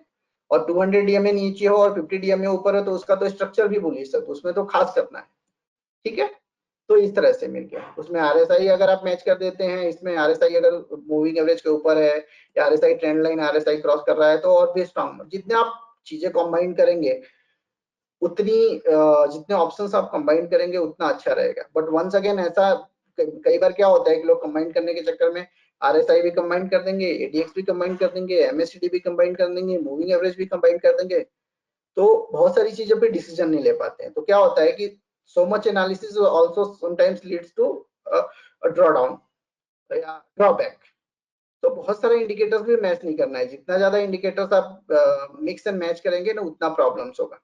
तो मैं तो मेरी एडवाइस तो ये रहेगी या जो मैं फॉलो करता हूँ कि एक ही इंडिकेटर्स पे बहुत सारे एंगल्स से थिंकिंग करके, बहुत सारे एंगल्स पे थियरी अप्लाई करके आप उसको कीजिए। जैसे इसी में मैंने एक देखा, rainbow strategy on the basis of moving average के ऊपर है और रेनबो ग्रीन बता रहा है, तो मैं सिर्फ आरएसआई से कंफर्म कर लूंगा। अब कंफर्म मुझे दो तरह से मिलेगा, या तो आरएसआई का मूविंग एवरेज से ऊपर होना चाहिए, या तो एक जो ट्रेंड लाइन 2-4 महीने का या 3 महीने का 1 महीने का जो ट्रेंड लाइन हो ट्रेंड लाइन के ऊपर होना चाहिए। तो ट्रेंड लाइन मैंने ड्रॉ किया है, ये ट्रेंड लाइन था जनवरी 2020 के हाई से एक ट्रेंड लाइन ड्रॉ किया है, ट्रेंड लाइन भी यहाँ पे आ गया, मूविंग एवरेज तो पहले ही आ गया था, तो ये हमारा ट्रेड बन जाता है। कोई और स्टॉक ले लेते हैं, कौन सा ले लो, इन्फी लेते हैं, देखते हैं इन्फी में क्या दिख रहा है, ठीक है। तो इन्फी में भी वही बात है, मैंने आपको बताया कि 50 डीएमए, तो 50 डीएमए यहाँ पे मिला था और दूसरे दिन गैप डाउन ओपनिंग हुआ था, तो यहाँ पे एक 3-4% का एक आपको इतना गया तो आप पार्शियल तो ऑब्वियसली कर ही लेंगे और उसको ट्रेड को पॉजिटिव ही निकलने देंगे, नेगेटिव नहीं निकलने देंगे। यहाँ पे मूविंग एवरेज के ऊपर ही आरएसआई था तो ये ट्रेड यहाँ पे बनता था। कौन से दिन बनता था, तो 29 तारीख को क्लोजिंग के टाइम पे ये ट्रेड बनता था, ठीक है। दूसरा अगर मैं बोलूं कौन सा स्टॉक लेते हैं, रिलायंस लेते हैं, ठीक है। तो रिलायंस में भी वही हो गया आपका, ये आरएसआई लीडिंग इंडिकेटर है तो बहुत पहले ही। दूसरा क्या, आपकी जितनी चीजें, जितना नॉलेज और जितना एक्सपीरियंस है उतना आपको ज्यादा अच्छा रहेगा। अब जैसे रिलायंस में यहाँ पे था तो यहाँ पे एक मॉर्निंग स्टार भी बना था, उसके बाद ब्रेकआउट भी आता, फिर वॉल्यूम भी इसमें ऐड कर देंगे, उतना सारा आपका कंफर्मेशन, जितना एक्सपीरियंस और जितना नॉलेज होगा वो सारी चीजें आती रहेंगी, ठीक है। तो दूसरा क्या होता है, एक तो होता है मैकेनिकल ट्रेडिंग। मैकेनिकल ट्रेडिंग की मुझे जो भी इंडिकेटर्स बताएगा मैं वही करूंगा, मैं अपना माइंड अप्लाई नहीं करूंगा। मैं नहीं बोल रहा हूँ कि वो खराब है, वो भी अच्छा है, but I am not that type of person. I always try to use my knowledge, my experience whenever I try to take a trade. So क्योंकि हर मार्केट कंडीशन में, हर सिनेरियो में कोई भी इंडिकेटर्स 100% काम नहीं करता है, ठीक है। उस टाइम पे आपका नॉलेज मैटर करता है, आपका एक्सपीरियंस मैटर करता है। अगर वो नहीं होता तो मुझे, आप जितने भी बड़े बड़े लोग एनालिस्ट हैं जो जॉब करते हैं बड़े बड़े इंस्टीट्यूशन में, कंपनीज में, उनको कौन रखता है? बहुत क्लियर, बहुत प्रैक्टिकल बात है, ठीक है। तो it matters. So no doubt there is mechanical trading, कि आपको वही फॉलो करना है और करके करना है, but I do not follow, so मैं उस पर ज्यादा आपको नॉलेज नहीं दे सकता, but I use as I am part of this organization and this organization follow technical and fundamental both, तो मैं भी टेक्निकल एंड फंडामेंटल यूज करता हूँ. But in my cases, there are few people, those who apply 70-80% fundamental, 20-30% technical. But in my case, I apply 70-80% technical, 20-30% fundamental. Like Nifty का मैंने आपको opinion दिया कि निफ्टी क्यों लग रहा था, तो ऑलरेडी इकोनॉमी में खराब था, ऐसा था, और टेक्निकल दिखा सडनली ये सब प्रॉब्लम है, तो हम बेरिश व्यू में आ गए थे. So it's already 5:44 and I am ending from my end. तो मेरा कहना यही है कि आप अपने पैसे को बचाए रखिए, इफिशिएंटली ट्रेड कीजिए, रिस्क मैनेजमेंट को फॉलो करके कीजिए, पैसा रहेगा आपको अपॉर्चुनिटी आती रहेगी. Thank you.